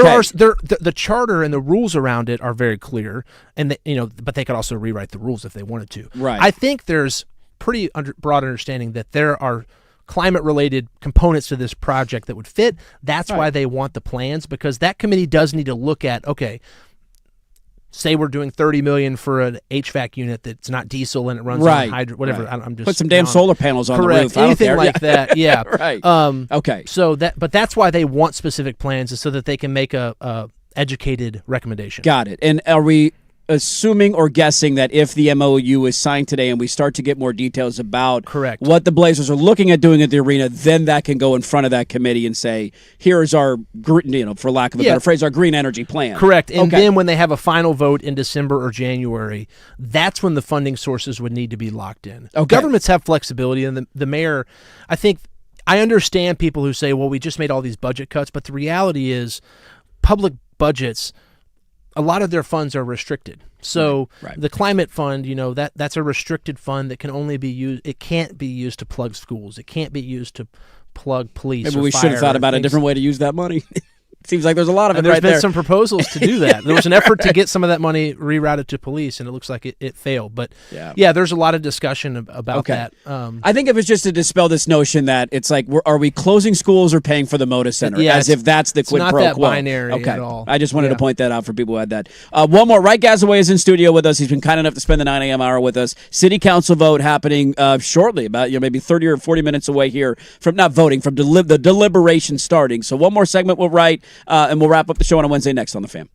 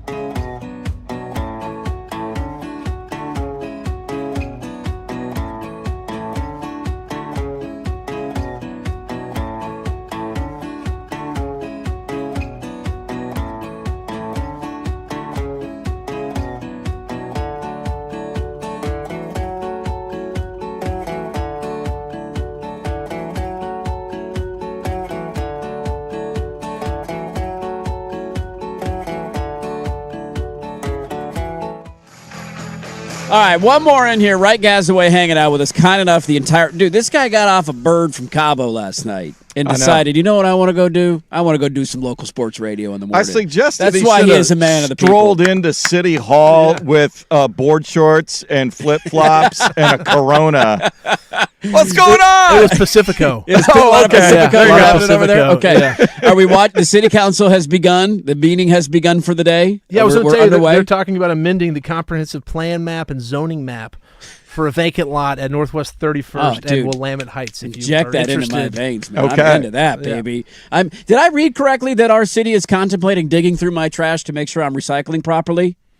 As the newsman, can you tell me, That's did a I pilot get butt cracked, or is that actually happening? That's a pilot project. Okay. We had a live interview with that, and I asked them, hey, people don't like the idea of you digging, and they said we have a legal right to if you look at our agreement.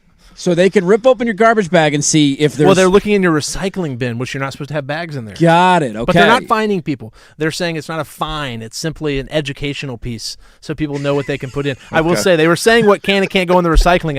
I did not admit this on air, but I might be a violator. I need to amend my we're recycling. all violators. Come on, man. You get the, is it like the styrofoam? You get those, like if you buy something that comes in a big box. And my trash can's tiny because you're it's not so supposed to put expensive. that stuff in there. Where else are you supposed to put it, man?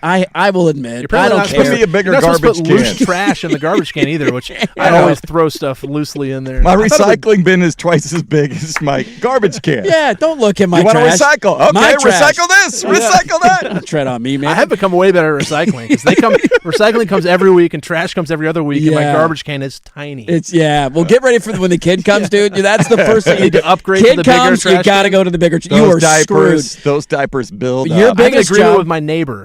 She's a nice lady. To Has a throw an big extra trash bag in. can, and yes, just been takes out once a month. One of the first things you got to do, kid comes along, you got the bigger trash cans necessary, and do not forget to take it out every week. Yep. Because if you don't, oh, we've been you're like we out were of luck. gone last Friday. We've been gone on a couple of garbage Fridays, and I'm like frantically texting my neighbors, Finding somebody. please get my garbage can.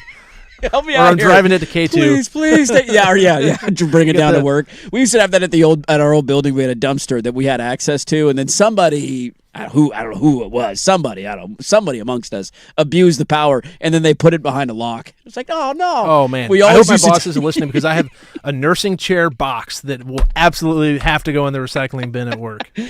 So for people who don't know, you're obviously you've been great on this story. You're an investigative reporter. You hosted K2.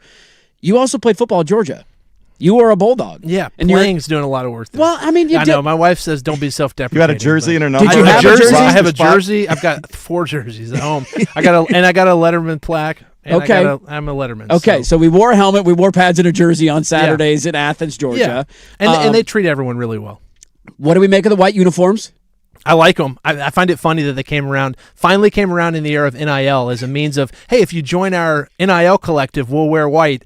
Next thing you know, they knew enough fans would do that. It's smart They've been move. like teasing these. They'll do like those, when they do the recruiting visits and everyone in their family will dress up in uniforms. Yes. They'll post pictures in these outfits that we've never worn. Like, it's hey, like a where'd you- teaser. I want that uniform. Wear that uniform, man. Or the equipment team is notorious for this, and it's the same people that was there when I was there. They're hilarious. I worked at a bar, and I used to negotiate bar tabs for all the coaching clothes because they got shorts with pockets. We didn't get shorts with pockets because they didn't want them caught in the pockets while we're practicing. But anyways, they'll like post videos of uniforms, and they'll always have like a little treat in the back of like black uniforms or jerseys we don't wear. Right. It's like they have them. They got them. They're right there. How are we feeling about the Bulldogs this year? Man, I feel really good. I mean, Yeah.